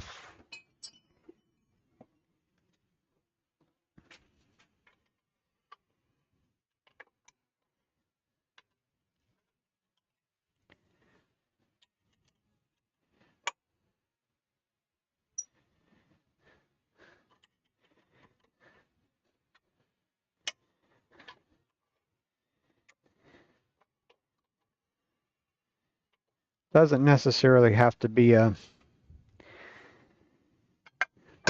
kind of fit on there that is going to grab it. Just needs to hold it enough to be able to sand a little bit. Not quite.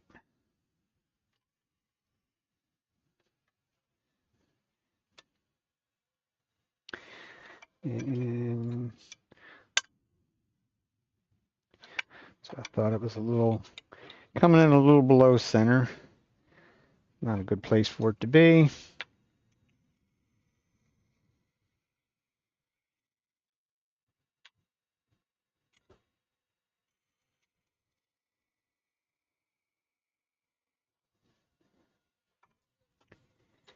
And it needs to have a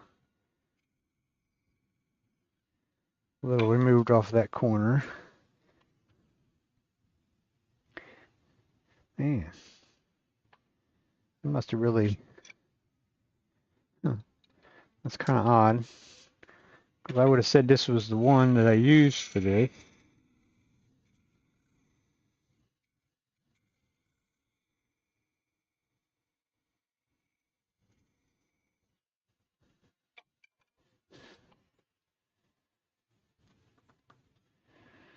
Close.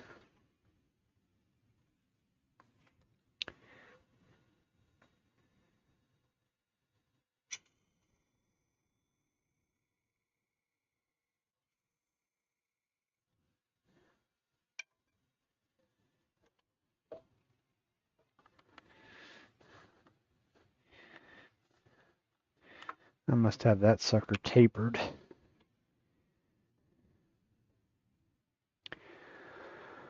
Let's get a rigid parting tool rather than a...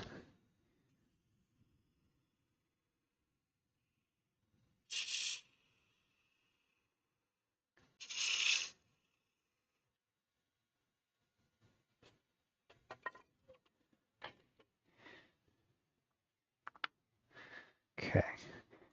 Nice snug fit. I'm going to take that shoulder down just a little bit so that I don't run my fingers into that when I'm standing.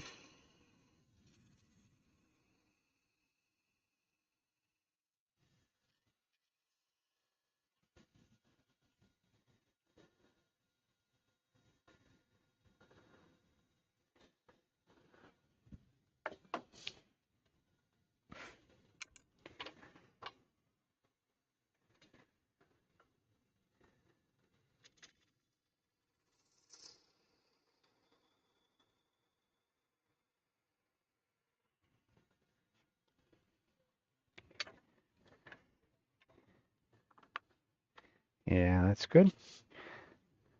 That might actually stay there.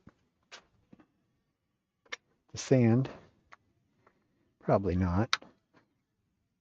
But I definitely will be able to sand up in the top part once I get everything else situated a little better. That should run pretty true, which it does. So we're back to sanding. Got to have a little dust collection for that.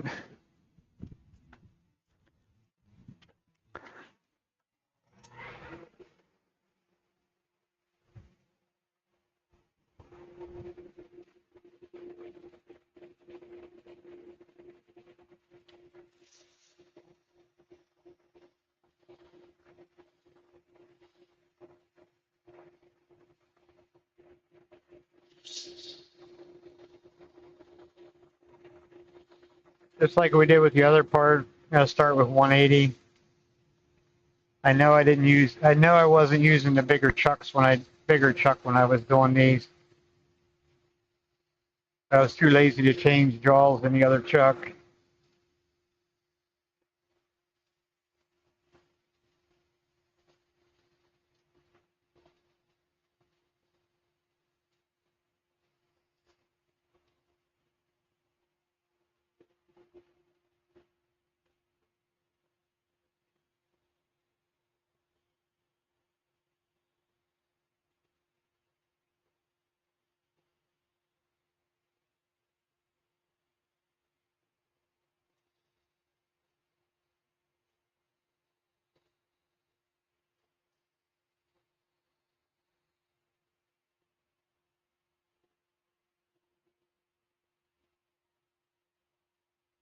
Now I just make sure I got rid of any and all the tool marks.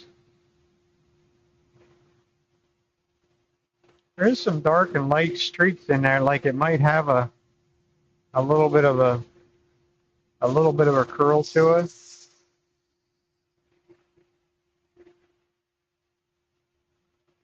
I was holding on to it with my hand because I knew as soon as you saw, as soon as I put the pressure in the right direction, popped it right off.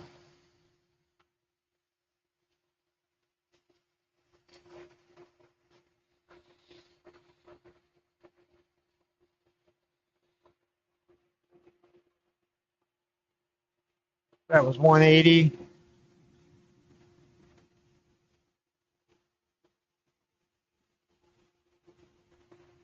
Got a 220.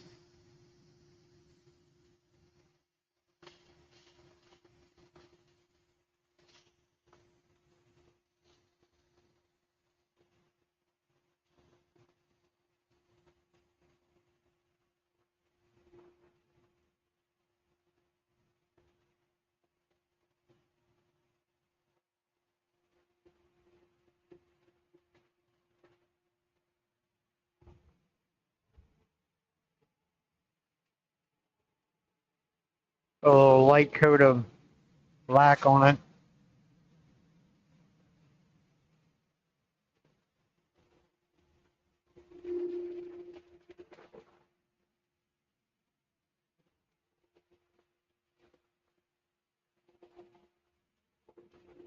This time I'm going to try and lighten it up more yet. I'll put alcohol on the paper towel to make sure that the black is a little bit lighter.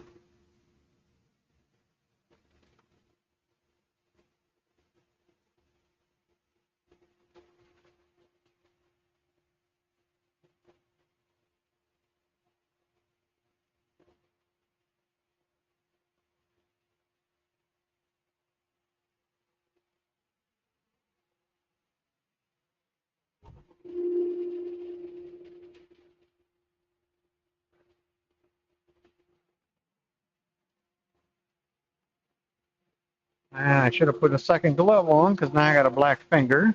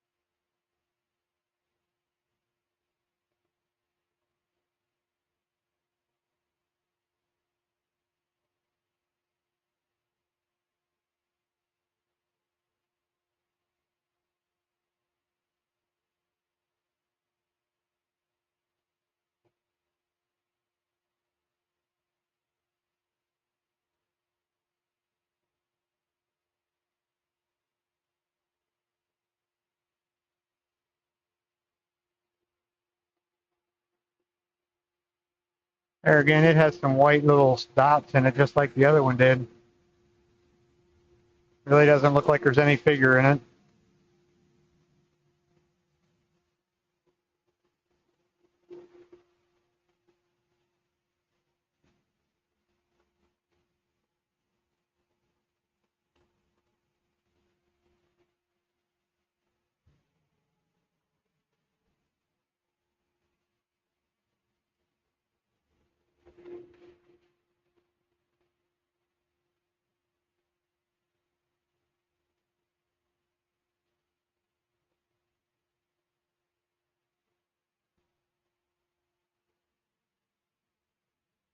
So we'll go back to 220.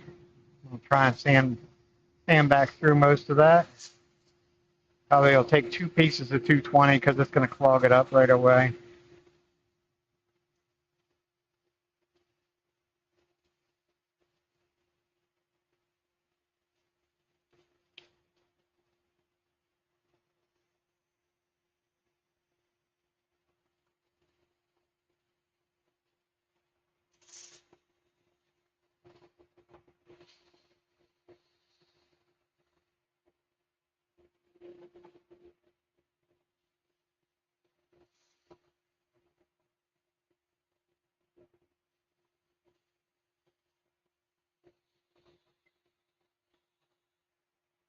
I thought that black I didn't think that black had any shellac in that one, but I think that's one that I mixed up. I thought it was just strictly trans tint dye and alcohol.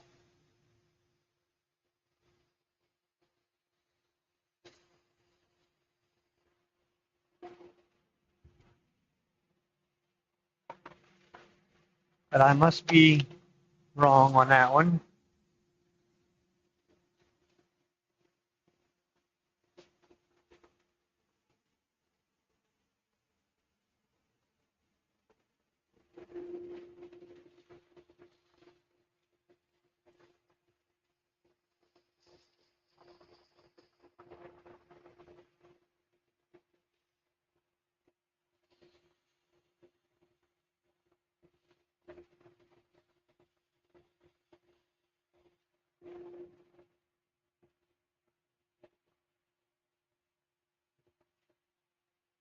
We might actually have to go back to 180 on this. It's not cutting through it quick enough.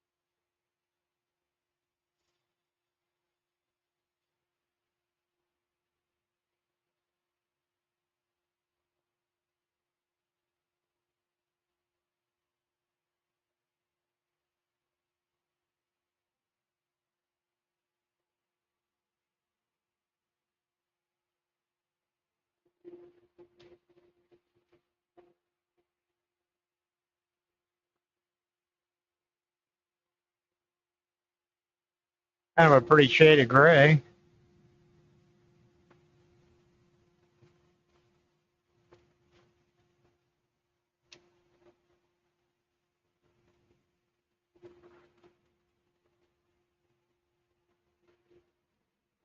Give it a second or two to dry.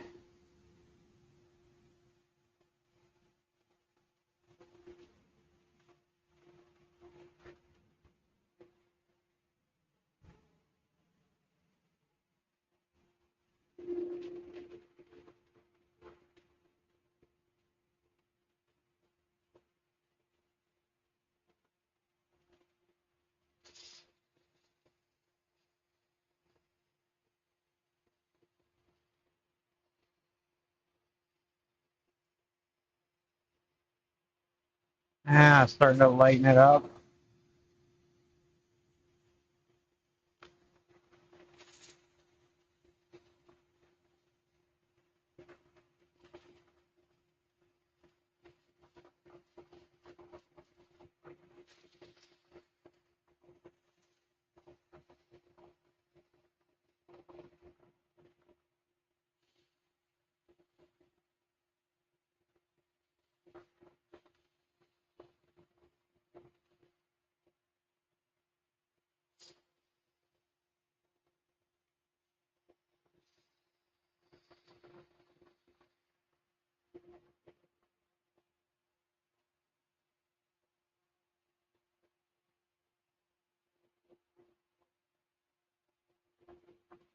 Problem with this, you got a lot of end grain here and here. It really soaks up the dye.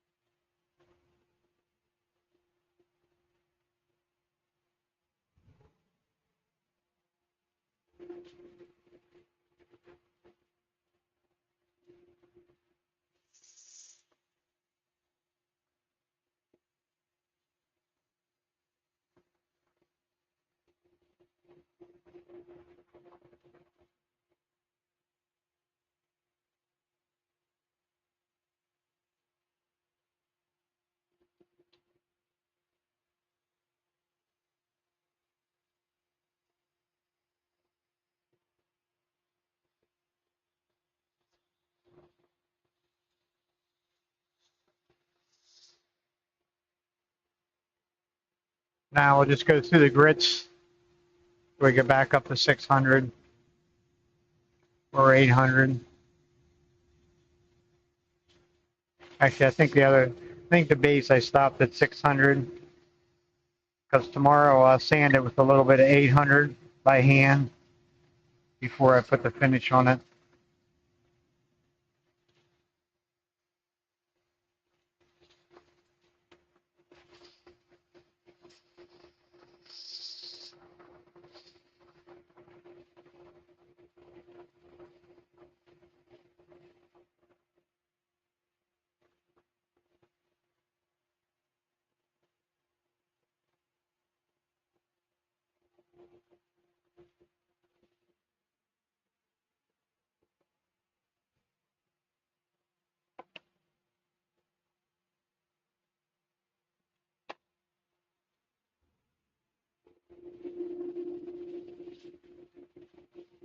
You go through a fair amount of sandpaper doing this kind of work, unless you're playing around with a dye where you're clogging it up right away, but it's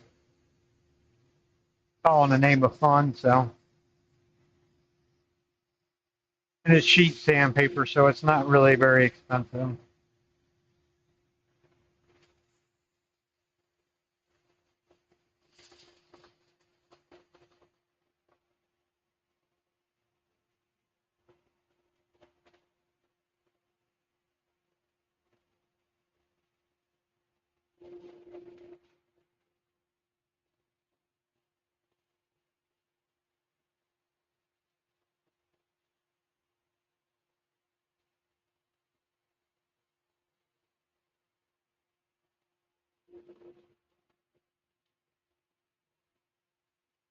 Here's where I got to be careful sanding on this end, because if it pops off, it's going into the dust collector.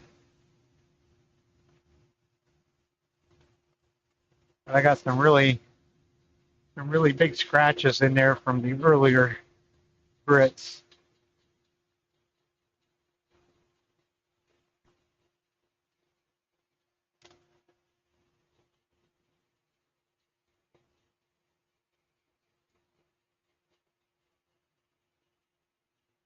I'll do a little sort of random orbit sanding, a little circular sanding. This is 400. Kind of break up, get rid of the radial scratches that's there.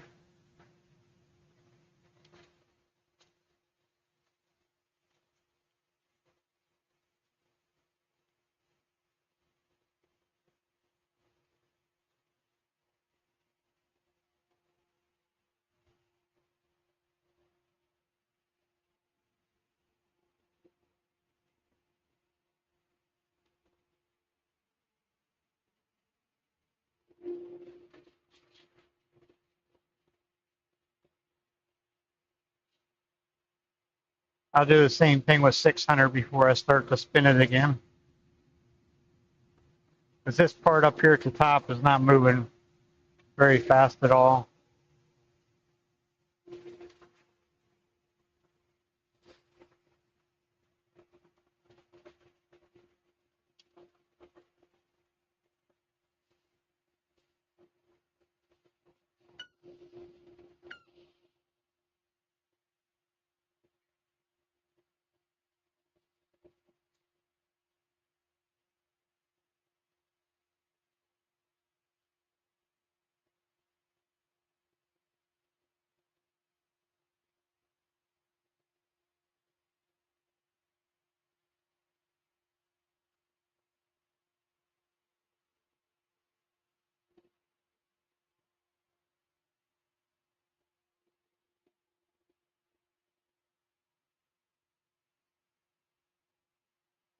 I think that's about as light as we're going to get it.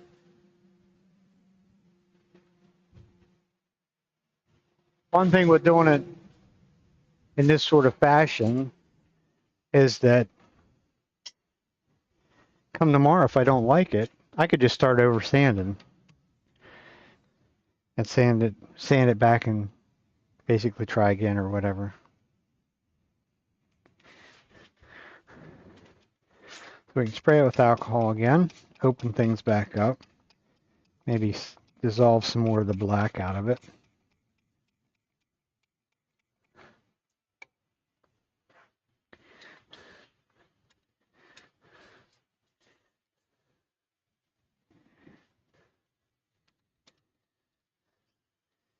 That'll also opens the pores back up so that the red dye will go in better.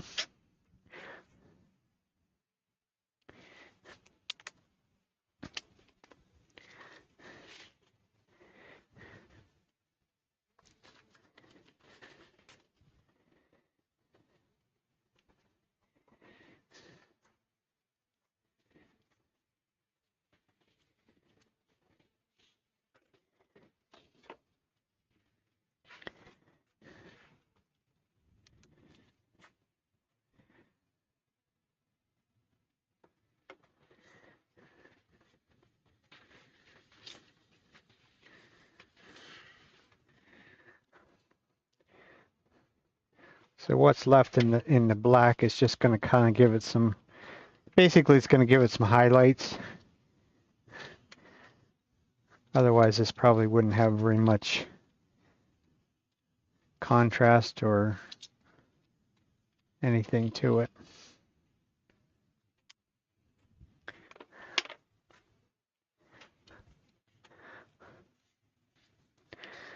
So let it soak in and go back over it again.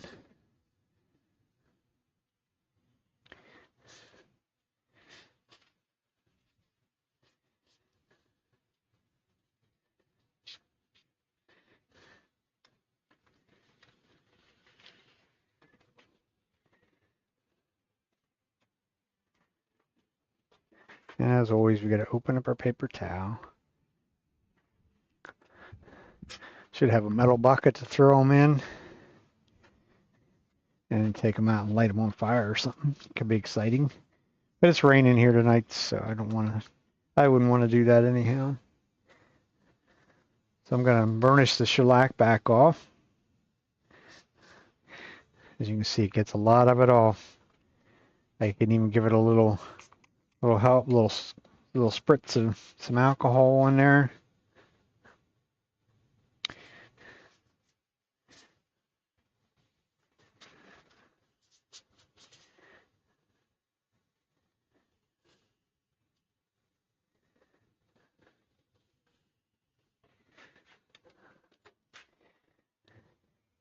And that's it.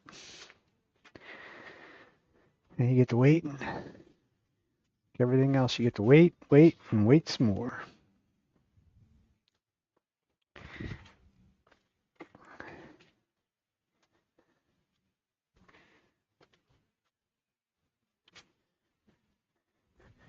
Get the bottom half.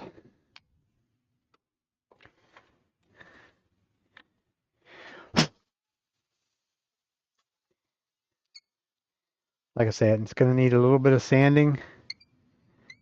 As you can hear, the squeaky, can't have that. So tomorrow, I'll sand this nice and smooth. Take that last little bit off. And I'll make a nice, these are 8-inch pepper mills. So it'll have a little bit of character to it. Of course, when it sits on the table, on the craft show table, it'll be sitting with that facing forward, of course, but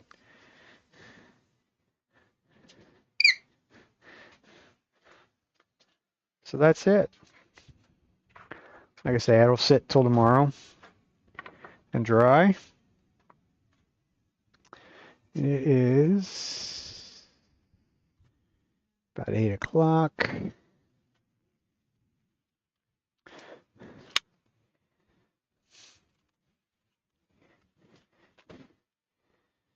I have to go to Harbor Freight one of these days to get some more gloves. Not very good at taking them off. I seem to tear them every time I take them off, so it's almost like you might as well put them on, use it one time and throw them away or whatever, but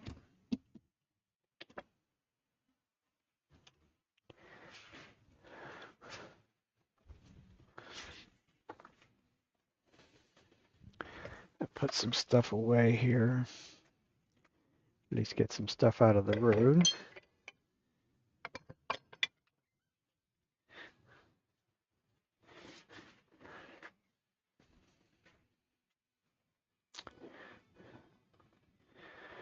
So I have some more stuff I need to buff. So I think that's what I'm gonna do. I'll show you the piece from, you were here last week. I can show you that piece. That piece actually got its finish on the other day. It's ready to be buffed. Didn't come out too bad for a piece there again, a piece that really didn't have a whole lot of character to it.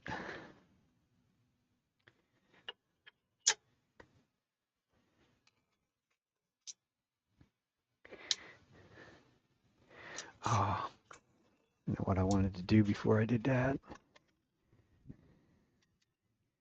'Tis the season we're into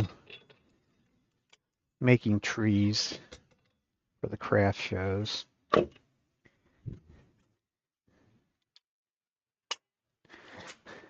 have made some with the colored ply.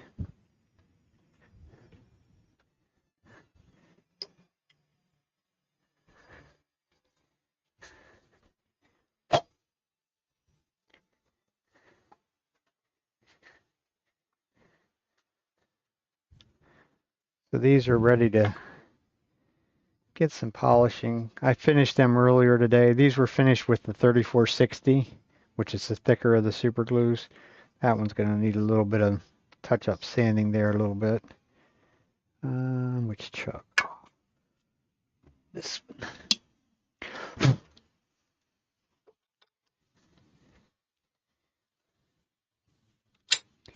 So needless to say, the blowing the nose at this stage today is what you call colorful,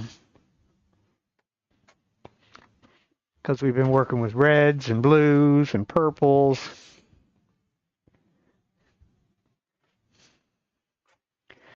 Let's start with our red one.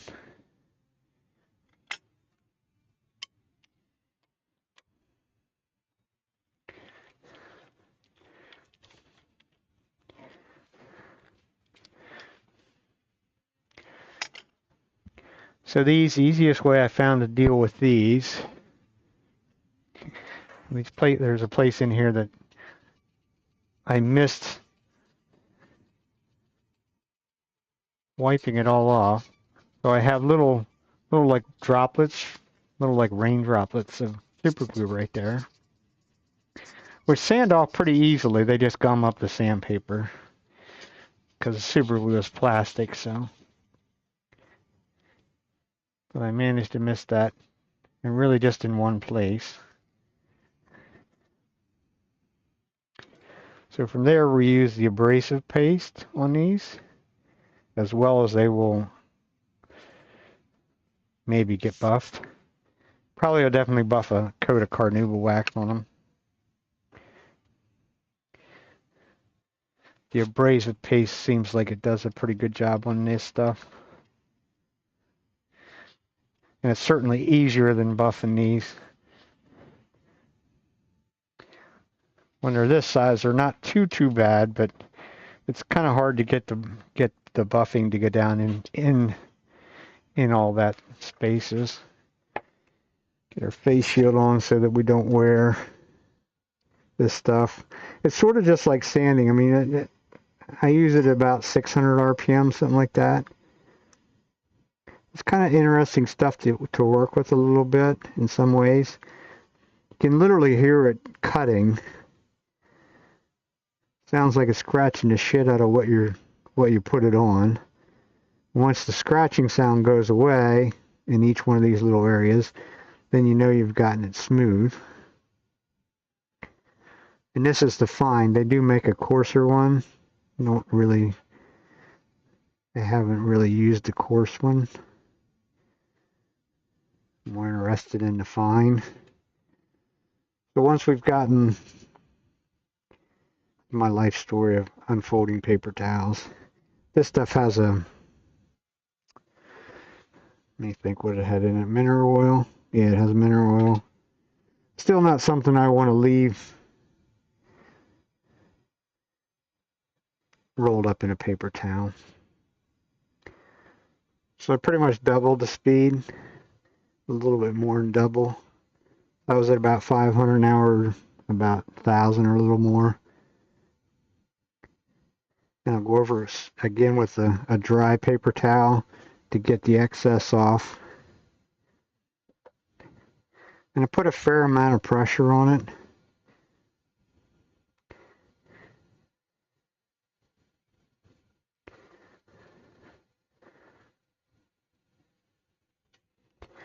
And see whether we got the shine out of it that we want. It's pretty much a nice shine. At least I think it is. It's not I actually could bring you in up close and personal too.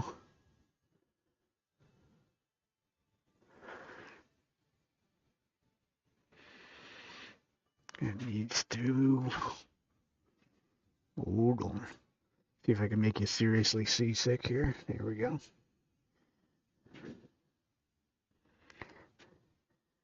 But it's pretty quick and easy. Like I say, and this only has one coat of the 3408 on it.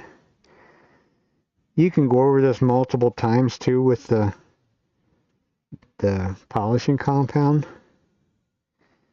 You slow things down when you go to put it on. For the most part, if you read the instructions, they recommend you put it on by hand. That way you don't fling it in your face.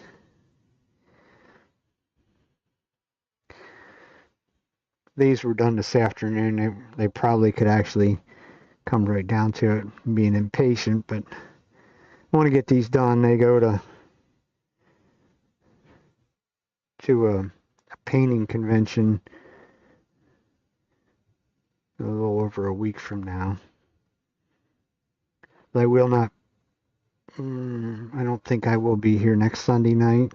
Definitely not the following Sunday night, because I'm going along to the painting convention. That's why these trees are being made. I'm going to sell them to the painting girls. Most of the ones that I made are just raw wood. And I'll probably be making them the rest of the week too, to go with it.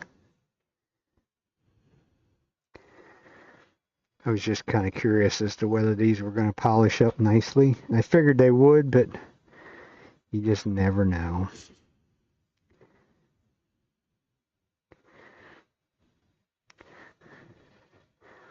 Good use. I have quite a number of pieces of this colored plywood about this size. Some a little bit bigger. I've made pepper mill. Well, that's what the other pepper mill is that's back there that I was using as my pattern.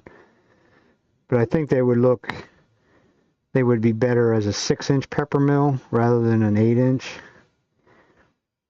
So I figured I'd make a couple of the 8-inch and see whether they sell. And if they sell, then I'll get some 6-inch kits.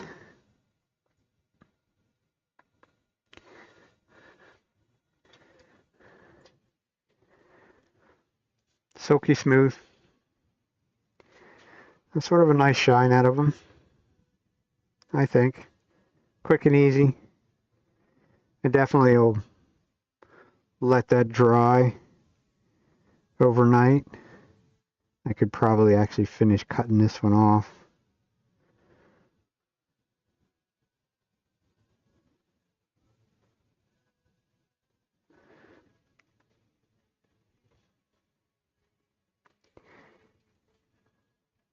And this one is red and black. If you can't tell you can see the color. And you can see it gives us kind of a nice shape or a nice pattern going up through.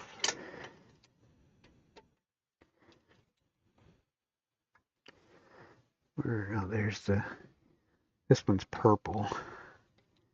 There's 2 different trees. I normally don't do this style of tree, but I did quite a few to take along up there, because to me this would be an easier tree to paint, that they could, in raw wood, they could paint all these little sort of flat areas rather than dealing with the curves. But we'll see what actually sells with them.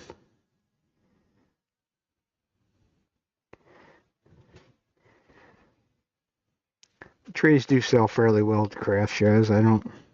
People seem to have a fascination with putting little trees around their house or whatever. Generally, pretty much whatever I make, till the end of the 2 or 3 craft shows, they're usually all gone.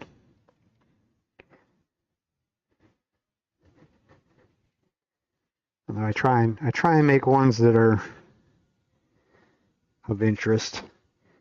Try and get some wood that I have a couple that I made that are made with some of the walnut that I've been working through, some of the limbs, the smaller stuff, and they come out looking really kind of neat because they have some white in, some dark in them, so they have a nice pattern to them.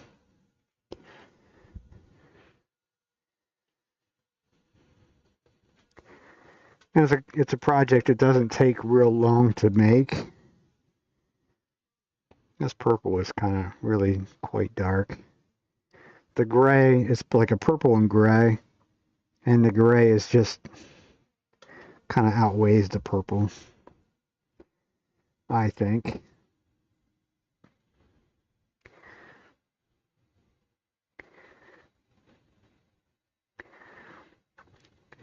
This one I definitely don't need to mess around too much with, because this and here would be just as easily buffed, because it doesn't have the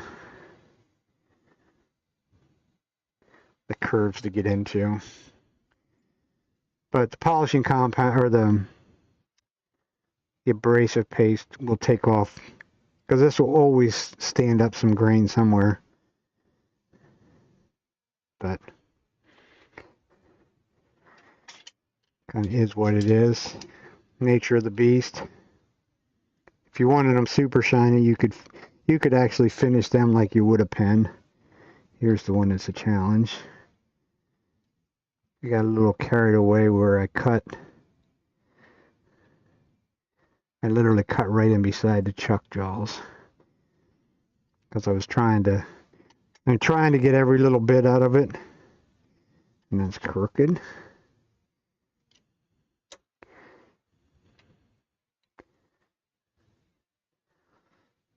So when I did that, I literally got away from. There's no shoulder for the jaws to go up against. That's not too bad. I can live with that much wobble.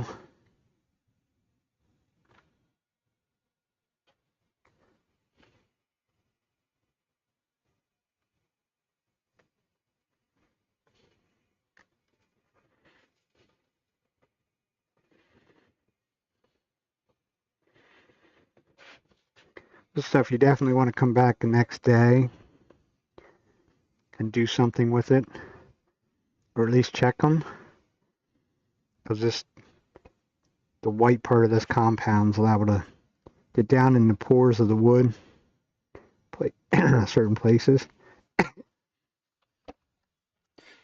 and of course when it dries, it's still white. So you could have little areas of white stuff.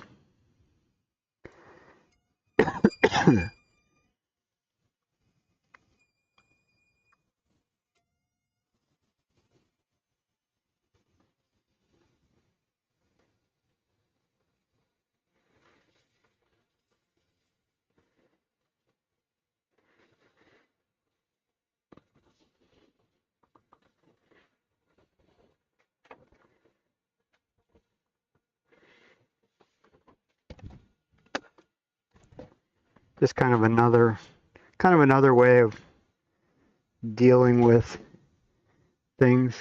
If you wanted to do the super glue finish that I use, you could do this on a bowl as well, or anything, and get pretty much close to the same results as you would to just buff it.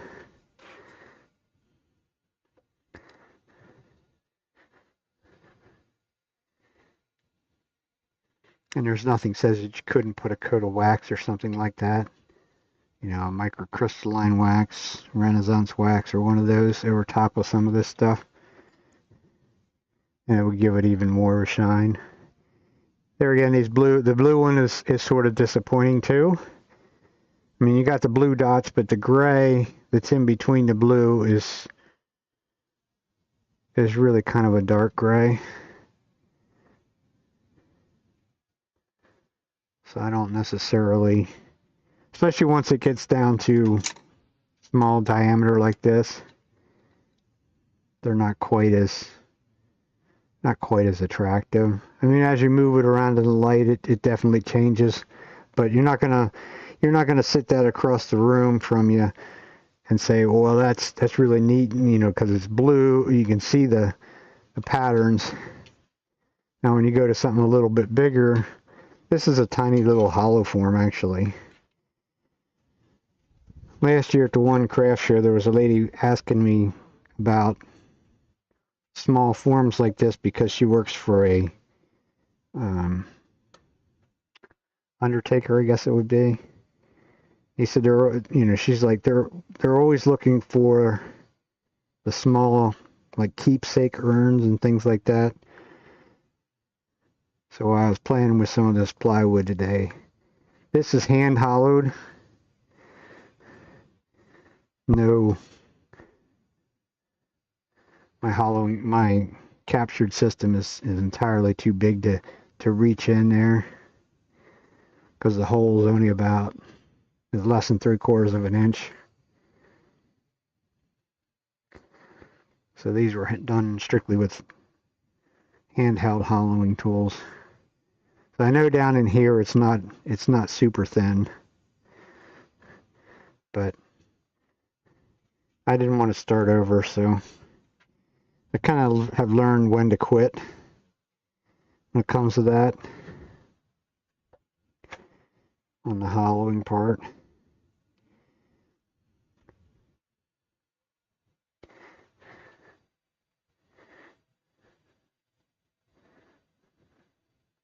This will get a little, I'll have to make a little finial for it yet.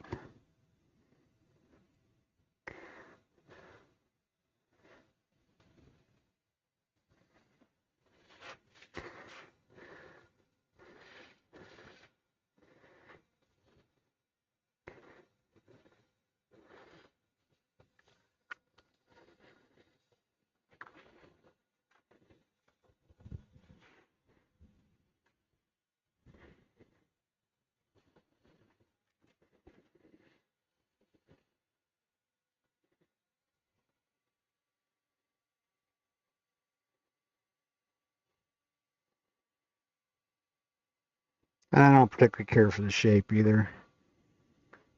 I need some work. I definitely need some work on the form, I guess you'd say, of it.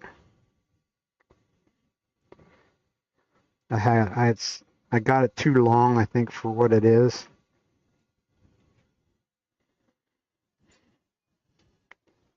But that's the blue and gray, which stands out. Now this stands out better than the trees do because it's a bigger area.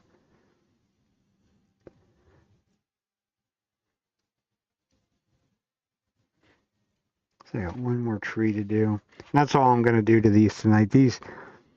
There again, this stuff should sit for 24 hours before you go messing with it.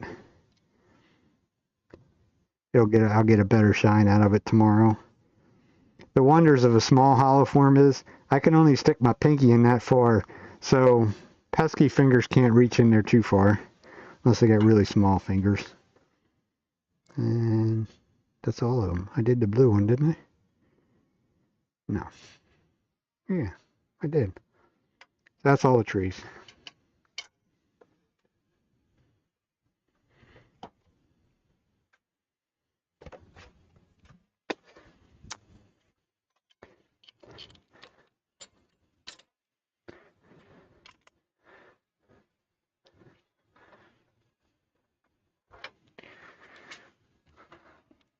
So we'll put the buffing wheel on and see what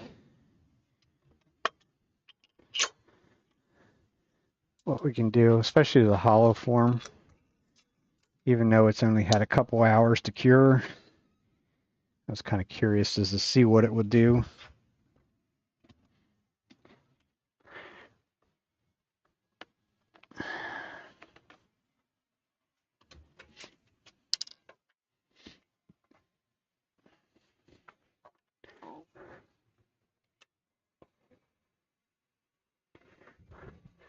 And we'll need to go back out a ways.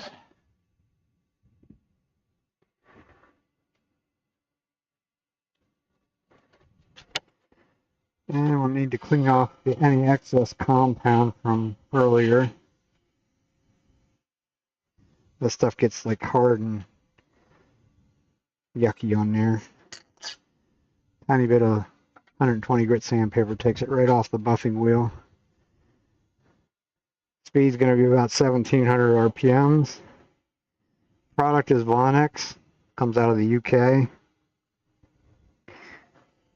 Designed to polish plastics and lacquer. So it's a perfect scenario, perfect solution for this stuff because super glue is plastic.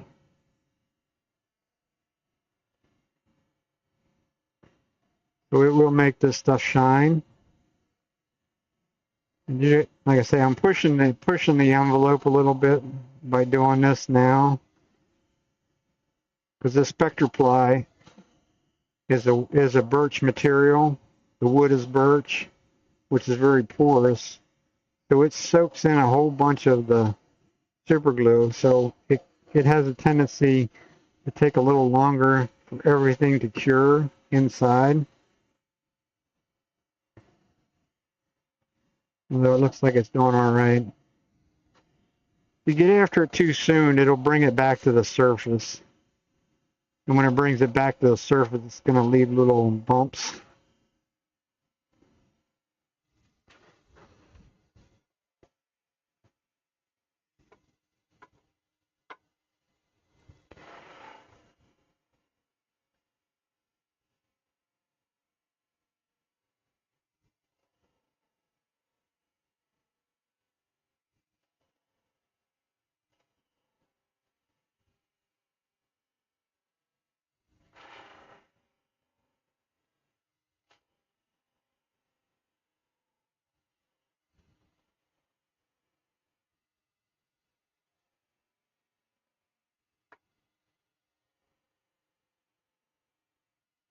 You can see why the trees are a bit challenging to buff at this.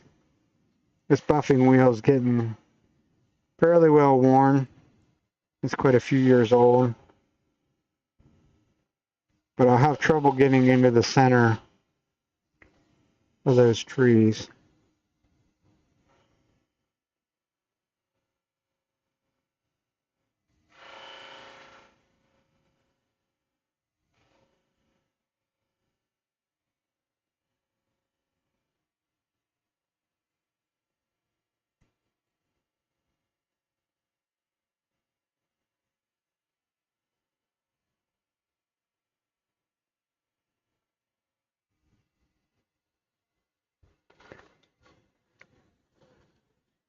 So that's just from the Vonix. And we'll put a coat of, I will let them go now.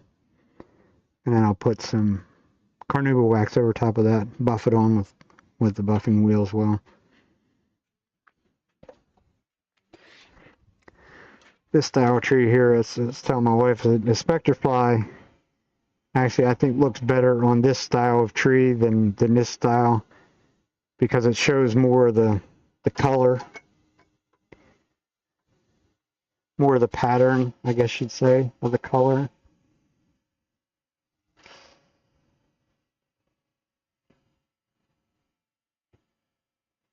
And this style of tree takes about half as long to make too. So that's a plus.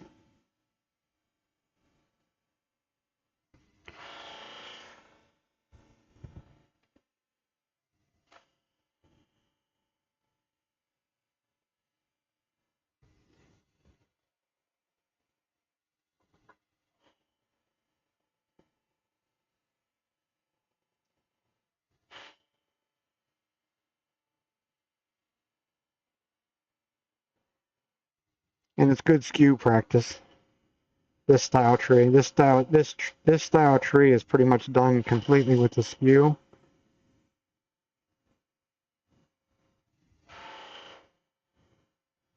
When I do them in raw wood, then I don't sand them, or when I did sand them a little bit, like 400 grit, something like that. But I'm assuming they're going to paint them, so I'm not going to sand them to the level that I would if I was going to put finish on something. Otherwise, their paint won't stick to it. Surface won't have any tooth for it to stick to.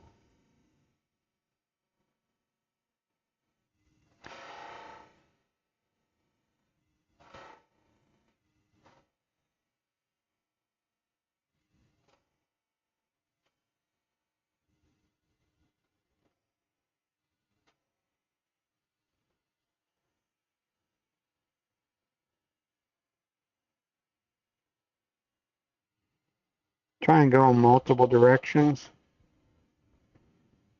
This is a little bit dangerous in some ways to go in this direction with these. And make sure the top doesn't get a hold of the wheel or it will go flying.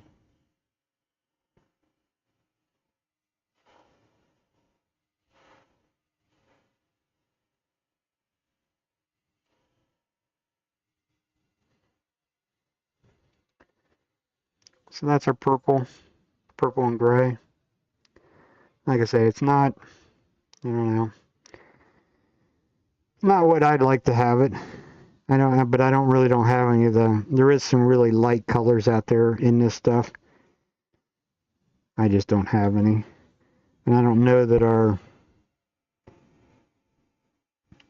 the gun manufacturer that we got this stuff from years ago, I don't know if they still deal with this stuff or not.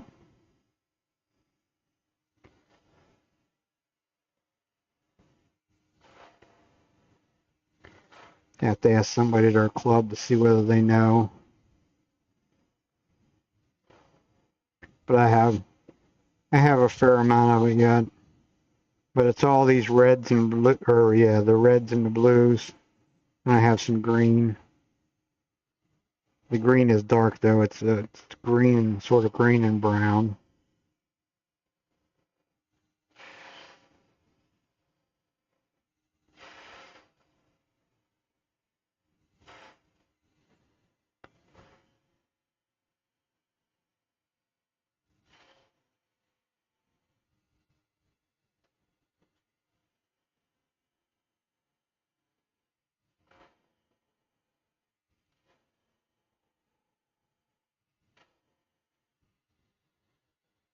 I'm probably gonna have to use I have a couple little real small buffing wheels to try and get in there the whole way.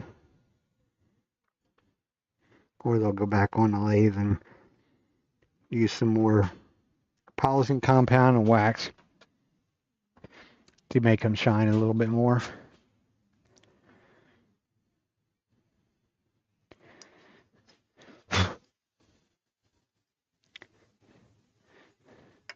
Like I say, I'm sort of pushing the time envelope on these.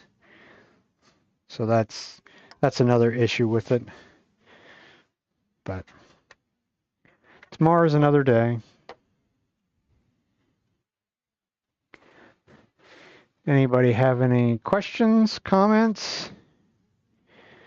I think we're going to call it a day. It's just about 3 hours for us. We started a little early tonight.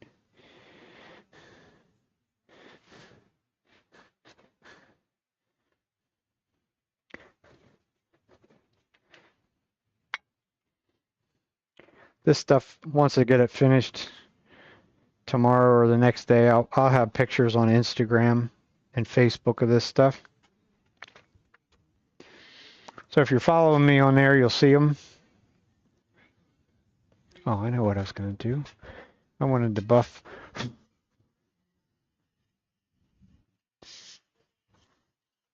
I knew there was something I wanted to buff. Here's the hollow form from last week.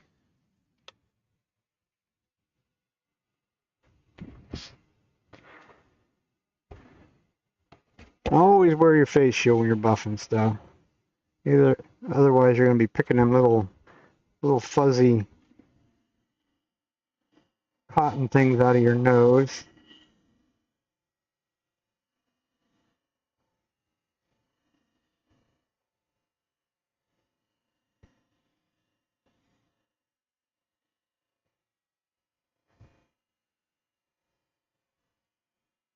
This is another piece that might do me justice to actually use the abrasive paste on it first.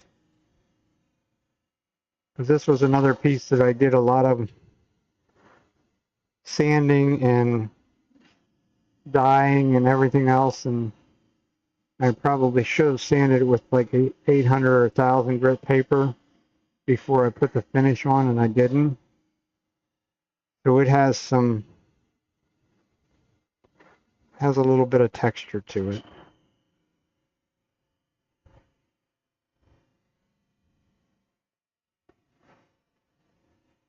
But it will shine. It just takes a little bit more effort to do it strictly with the buffing wheel. Because this is a softwood, this is a sugar maple. So it doesn't, when you sand this, it doesn't close up the pores of the wood as much as what it would if it was something harder.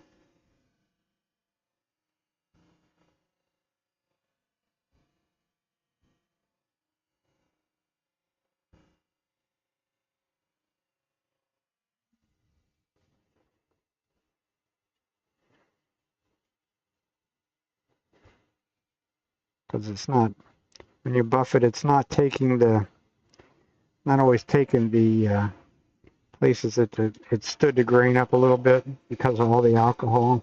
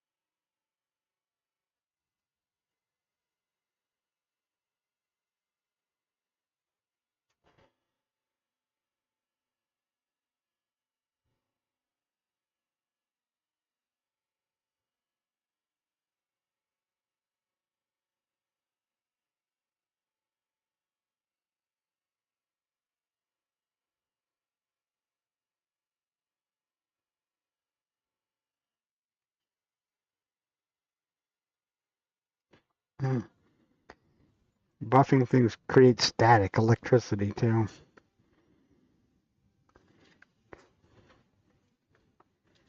Needs a little bit more help. There's some places down here it's a little rough.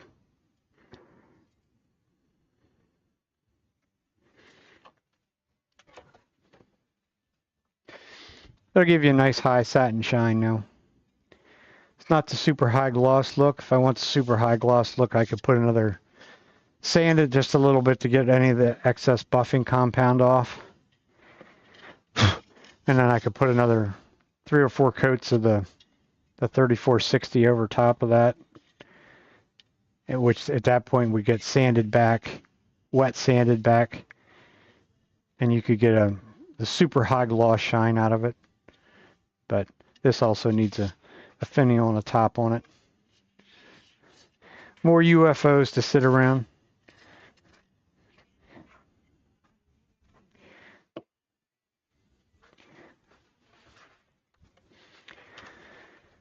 That's it. We're going to call it a night.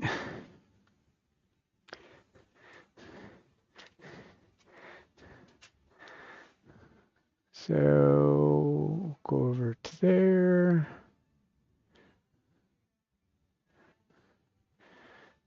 And